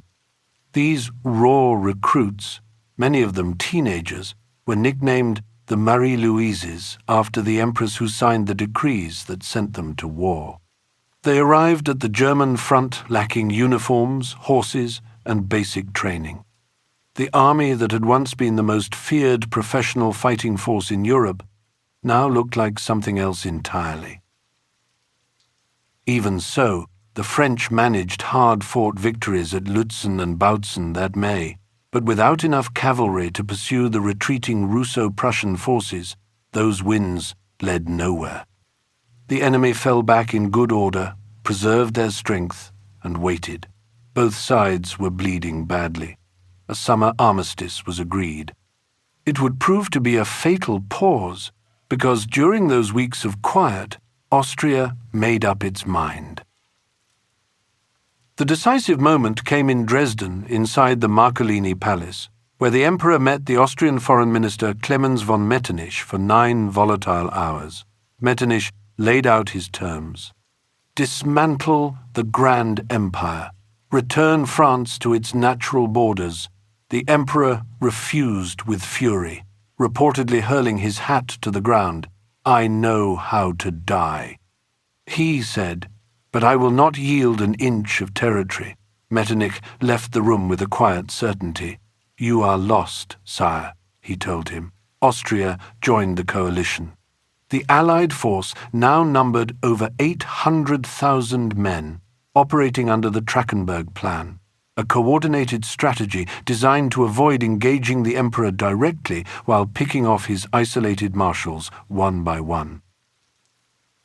It all came to a head in October of 1813, outside the Saxon city of Leipzig.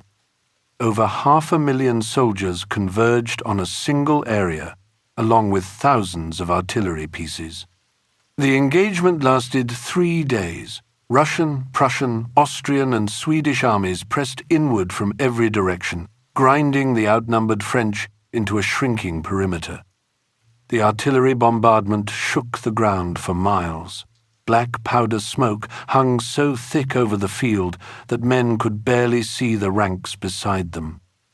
And then the Saxon allies mutinied, turning their cannons on the French and firing point-blank into the lines of their former comrades. The retreat through Leipzig's narrow streets turned into catastrophe. A terrified corporal prematurely blew the only stone bridge over the swollen Elster River. 30,000 French soldiers were trapped on the wrong bank. Men threw themselves into the freezing water under Russian sniper fire. Marshal Poniatowski, who had received his marshal's baton just days earlier, drowned in the current. What remained of the army limped back across the Rhine, carrying typhus into mainland France and abandoning everything east of it. The German states, the Confederation of the Rhine, the Dutch territories, all gone. By early 1814, nearly 400,000 Allied soldiers had crossed the French frontier, marching on Paris from multiple directions. And here, fighting on his own soil, the Emperor produced something remarkable. During the 6 days campaign in February, he maneuvered a force of just 30,000 men to win 4 distinct engagements at Champaubert, Montmirail, Château-Thierry, and Vauchamp, effectively destroying the vanguard of Blücher's Prussian army. It was brilliant, mobile, furious generalship, but it changed nothing. The coalition simply went around him and marched on the undefended capital. Marshal Marmont, commanding the Paris garrison, negotiated a secret capitulation and marched his entire corps into Austrian lines. At Fontainebleau, the senior marshals blocked his path. Michel Ney told him plainly that the army would not march on Paris, it would obey its generals. The emperor drafted his abdication, first trying to preserve the throne for his infant son, then surrendering unconditionally when the Allies refused. That night, alone, he swallowed a vial of poison he had carried since Russia. The mixture had degraded over time. It made him violently sick, but did not kill him. He survived, and was made to face what came next.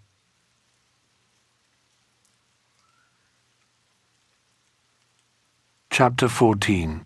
The 100 Days.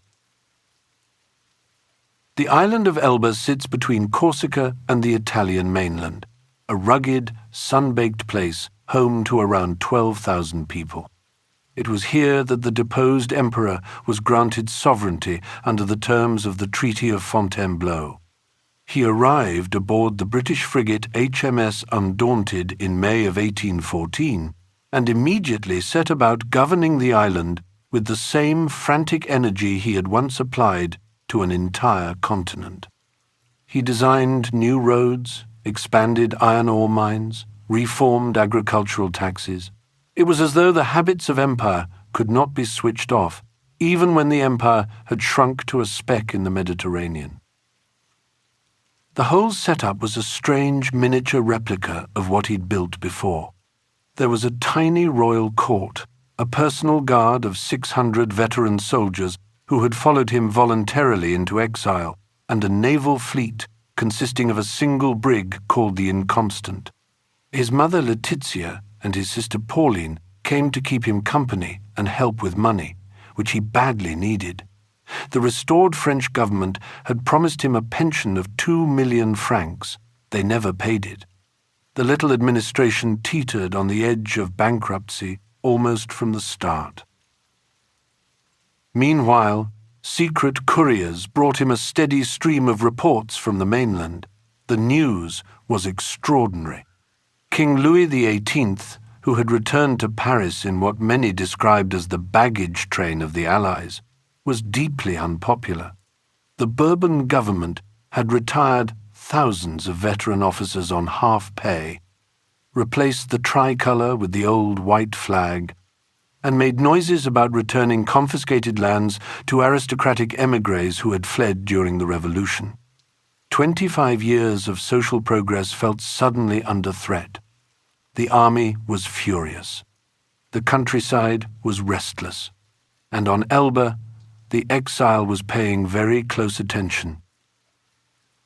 He also learned that the Congress of Vienna was discussing whether to move him somewhere far more remote, somewhere deep in the Atlantic, beyond any hope of return. That was the final push. A secret departure was planned for late February of 1815. He waited until the British Guard ship was temporarily absent, and then, under cover of darkness, the small flotilla slipped out of the harbour at Portoferraio. Just over 1,000 armed men sailed with him.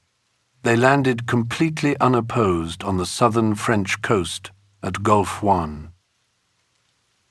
The column moved quickly northward through snow-covered alpine passes, deliberately avoiding royalist strongholds in the Rhône Valley and sticking to the working-class regions of the Dauphiné, where sympathy ran high. The moment that defined everything came just south of Grenoble, at the village of Laffrey. A battalion of the 5th Line Infantry had been deployed across the road with orders to shoot him on sight. He walked out, ahead of his own guards, entirely alone, straight toward the levelled muskets. He opened his grey overcoat and called out, "Soldiers of the 5th, do you recognize me? If there is any among you who would kill his emperor, here I am." The line broke. Soldiers wept, rushed forward, and embraced his boots, shouting, "Vive l'Empereur!" After Laffrey, the march on Paris became a bloodless procession. Thousands of soldiers deserted the Bourbon cause and joined the advancing column. Cheering peasants lined the roads through every town. Marshal Ney, who had personally sworn to Louis XVIII that he would bring the usurper back in an iron cage, defected with his entire command. The king fled the Tuileries palace in the middle of the night and crossed into Belgium. And so, without a single shot fired, the returning emperor was carried up the grand staircase of the palace by a mob of hysterical supporters. He had reclaimed the seat of power. The desperate, fragile period known as the 100 Days had begun. The response from the powers assembled at the Congress of Vienna was immediate. On the 13th of March, 1815, they issued a joint declaration that was unprecedented in international law. He was proclaimed an outlaw, outside the protection of civil and social relations, an enemy and disturber of the tranquility of the world who had rendered himself liable to public vengeance. Over 700,000 Allied troops began to mobilize. To survive, he had to strike before they could converge. The newly formed Army of the North advanced rapidly across the Sambre River into Belgium, aiming to split the Anglo-Dutch army under Wellington from the Prussian army under Blücher. The initial maneuvers caught the coalition off guard. On the 16th of June, he struck the isolated Prussians at Ligny, a brutal, concentrated infantry fight in the burning streets of a small village. The French won. But the victory was undercut by Marshal Ney's failure at the simultaneous Battle of Quatre Bras, where he didn't secure the vital crossroads and allowed Wellington to withdraw in good order. A torrential rainstorm on the 17th turned the Belgian countryside into a deep quagmire and slowed the French pursuit. Wellington used the delay to dig in along the ridge of Mont-Saint-Jean, anchoring his flanks on the fortified farmhouses of Hougoumont and La Haye-Saint. The Battle of Waterloo opened late on the morning of the 18th, delayed so the ground could dry enough for French artillery. The assault on Hougoumont, intended as a diversion, escalated into a grinding slaughter that swallowed entire French units without breaking the British right flank. Then Ney, misreading the movement of British casualties as a retreat, sent the heavy cavalry charging unsupported up the muddy slope against unbroken infantry squares. The cuirassiers went again and again. The British bayonets held. Late in the afternoon, the Prussians emerged from the woods to the east and struck the exposed French right at Plansenoit. It was the decisive blow. In desperation, the legendary Old Guard was committed in a final assault on Wellington's centre. Point-blank musketry shattered it. Panic spread through the French lines like fire through dry grass, and the Army of the North dissolved into a fleeing mob on the muddy slopes of Mont-Saint-Jean. The political gamble of the 100 Days died on that field. He fled back to Paris, where the legislative chambers turned openly hostile. A second abdication followed. Then a desperate dash to the Atlantic coast, with Prussian cavalry units closing in behind him. At Rochefort, every escape route was severed by the Royal Navy blockade. There was nothing left to do.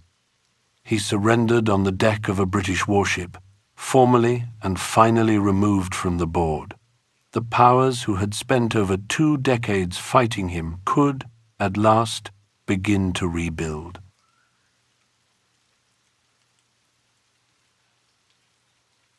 Chapter 15. The World Rebuilt. The formal surrender took place on the deck of HMS Bellerophon on the 15th of July, 1815. The deposed emperor handed himself over to Captain Frederick Maitland, apparently expecting political asylum somewhere in the English countryside, a quiet estate perhaps, a gentleman's retirement.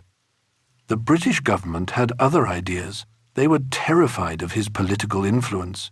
Even now, even in defeat, they refused to recognize his imperial title. The ship was ordered to remain anchored offshore while they decided what to do with him. The decision, when it came, was brutally pragmatic. He would be exiled to the most remote, most inescapable place on earth. He was transferred to HMS Northumberland and transported across the Atlantic to the island of St. Helena, a desolate volcanic rock jutting from the South Atlantic, over 1,900 kilometers from the nearest point on the African coast and ringed by British artillery batteries. There would be no escape from this one. His designated residence was Longwood House, a former summer retreat for the East India Company perched on a damp, wind-blasted plateau. The conditions were genuinely miserable. Rats infested the building. The floorboards rotted from the constant damp. A thick, depressing fog routinely settled over the grounds, and the health of his entire French entourage deteriorated steadily in the gloom. It was the kind of place that seemed designed to make a person shrink. The relationship between the captive and the island's British governor, Sir Hudson Lowe, collapsed almost immediately into a petty, vindictive, psychological war. Lowe rationed the household's firewood and wine. He posted armed sentries outside the windows at night. He refused to deliver any mail addressed to the Emperor, insisting on the designation General Bonaparte. These were small, deliberate humiliations, administered with bureaucratic precision, and they ground on, day after day, year after year, in the fog. Stripped of all political power, the exile turned his immense, restless energy toward something he could still control: his legacy. Working closely with the devoted Emmanuel de Lacasse, he dictated what would become the Mémorial de Sainte-Hélène, a massive text in which he carefully presented himself as a liberal martyr. In this version of events, his wars had all been defensive, fought against oppressive monarchies, waged to spread the progressive ideals of the French Revolution across a backward continent. It was, of course, a selective reading of history, but it was a compelling one, and it would prove enormously influential. His physical decline was rapid: severe abdominal pain, constant vomiting, a noticeable, alarming loss of body weight. He died on the 5th of May, 1821, at the age of 51. The subsequent British autopsy revealed a massive, perforated ulcer in his stomach. Stomach cancer, the same disease that had killed his father. The finding permanently dispelled the persistent rumors of arsenic poisoning by the British, though those rumors would linger in certain circles for generations. What happened next was unexpected. The British military garrison on the island, men who had spent their adult lives fighting against his armies across the mountains of Spain and the muddy fields of Belgium, filed past the small camp bed in solemn procession to view his body. Many of them wept openly. The sheer physical reality of the pale, emaciated corpse dissolved something. The terrifying, mythological monster of decades of British wartime propaganda simply wasn't there anymore. Just a dead man on a bed. There was an immense, heavy sense of finality among the ranks. He was dressed in the iconic green uniform of the chasseur à cheval of the Imperial Guard, the crimson ribbon of the Legion of Honor pinned in place. 4 nested coffins, tin, lead, mahogany, sealed the body. British grenadiers carried him in relays to a quiet, willow-shaded valley on the island, with full military honors. Even in death, the arguments continued. The British governor insisted the tombstone read, Napoleon Bonaparte. The French entourage demanded the singular Imperial Napoleon. Neither side would yield. And so the heavy stone slab that covered the muddy grave was left completely blank. While the captive had been slowly dying in the South Atlantic, the victorious powers of Europe had already convened the Congress of Vienna. Their task was enormous.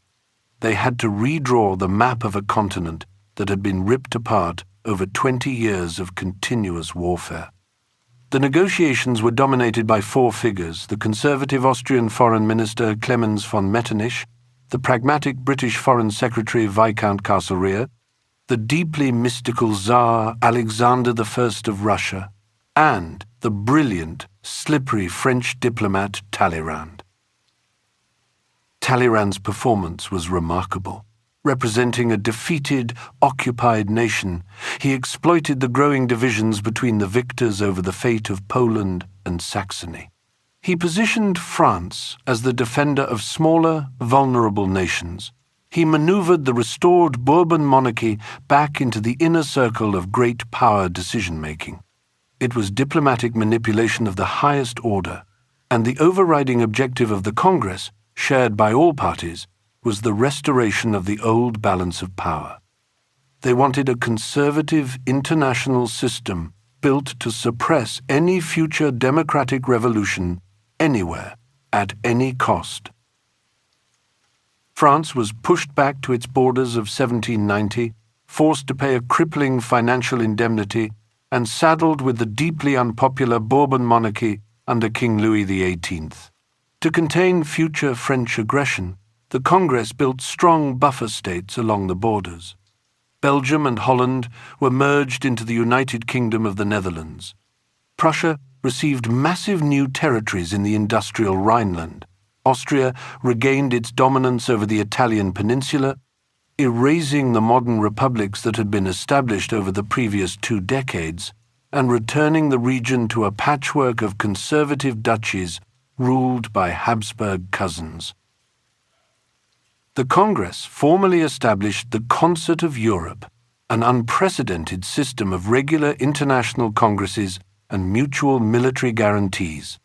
The major powers agreed to intervene across borders to crush liberal uprisings wherever they occurred.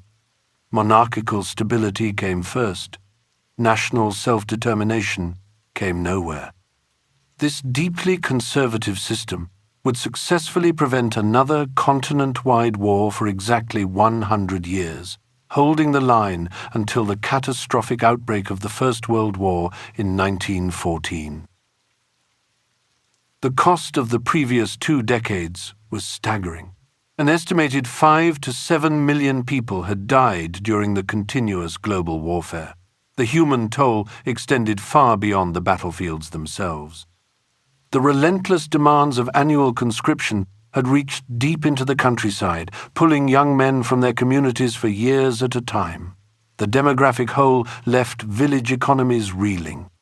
Families faced severe, grinding poverty, their structures permanently ruptured by the absence of sons and husbands. Hundreds of thousands of maimed veterans returned to their rural homes, missing limbs, permanently blinded by exploding black powder, or suffering from psychological trauma that had no name and no treatment.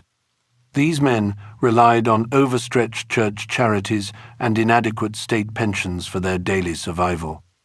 Continental industry had been crippled by the disruptions of the continental system and the deliberate destruction of bridges and roads by retreating armies. Britain emerged from the wreckage as the unquestioned global power. Its domestic industrial infrastructure was untouched. Its financial system in London was the most sophisticated on earth. The Royal Navy was physically larger and more heavily armed than all other global navies combined. British merchants monopolized the markets of Asia, Africa, and Latin America. The defeat of France marked the beginning of the Pax Britannica, a full century of imperial dominance that would shape the architecture of the modern global economy. The legacy of the fallen emperor, though, extended well beyond the battlefields. 2 decades of French occupation had fundamentally rewired the daily reality of life in annexed territories from Belgium to the Rhineland and the Italian peninsula. The centralized state administration had dismantled old feudal jurisdictions, abolished internal tolls, dissolved ancient urban guilds, and created unified national markets. Vast tracts of confiscated church and aristocratic lands had been auctioned off, transferring enormous wealth to an ascendant class of merchants and professionals. The state had taken control of education and welfare, introduced civil marriage, and granted legal emancipation to Jewish communities in states like Westphalia and the Italian republics. The Napoleonic Code established equality before the law and the inviolability of private property. Even after the French armies retreated, modernizing states retained these efficient legal frameworks. They formed the basis of civil law systems stretching from Latin America to the Middle East. The Congress of Vienna tried to cram these newly empowered social classes back into their old positions. The restored regimes favored aristocratic landowners and the returning church hierarchy. They attempted to reinstate ecclesiastical authority and feudal dues. This deeply alienated the new winners of the Napoleonic era, the propertied middle class, the professional administrators trained in uniform bureaucratic systems, and the religious minorities who had briefly tasted equal citizenship. You cannot reimpose feudal obligations on citizens who have spent 15 years holding legal title to their own land and paying uniform taxes under a modern legal code. The friction between the reactionary political settlement and the transformed social reality made the Restoration structurally unstable from the start, and it served as the direct cause of the revolutions that would violently detonate in 1830 and 1848. The era forged national identities that would define the 19th century and beyond. The humiliation of the Prussian defeat at Jena triggered a wave of German cultural and political nationalism, sparking the long process that would culminate in the unification of the German Empire.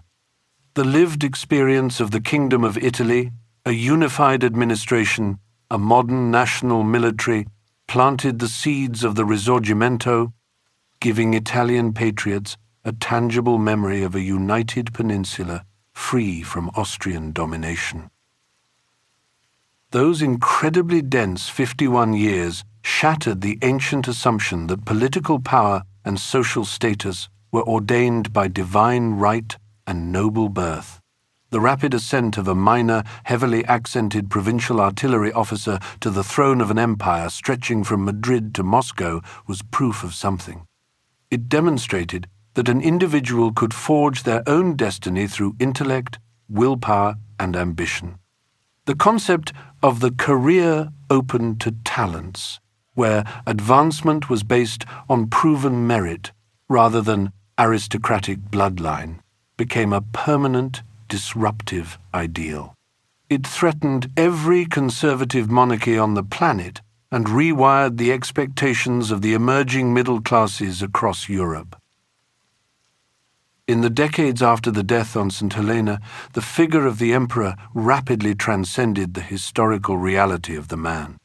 Writers, poets, and philosophers across the continent, Goethe, Byron, Hegel, saw him as the embodiment of raw human potential. The world spirit on horseback, Hegel called him. A force that had ripped apart the stagnant feudal order to drag humanity into modernity. That a single life defined by immense bloodshed and strict dictatorial control could simultaneously become an enduring symbol of individual human agency speaks to the complexity of the legacy. It remains contested, heavily debated, and permanently woven into how we think about the limits of power and ambition.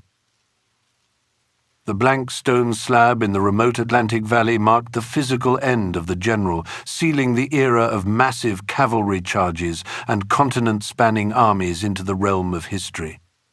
The conservative monarchs gathering in the gilded halls of Vienna believed they had successfully turned back the clock, restoring the ancient, quiet obedience of the European populace. But the explosive ideals of nationalism, meritocracy, and rational civil law had merely been forced underground, where they spread rapidly through intellectual salons and working-class taverns across the continent. The revolutions that would detonate in 1830 and 1848 would prove exactly how deeply the seeds of the imperial era had been planted, guaranteeing that the ghost of the emperor would continue to shape the political destiny of the world long after the guns had fallen silent.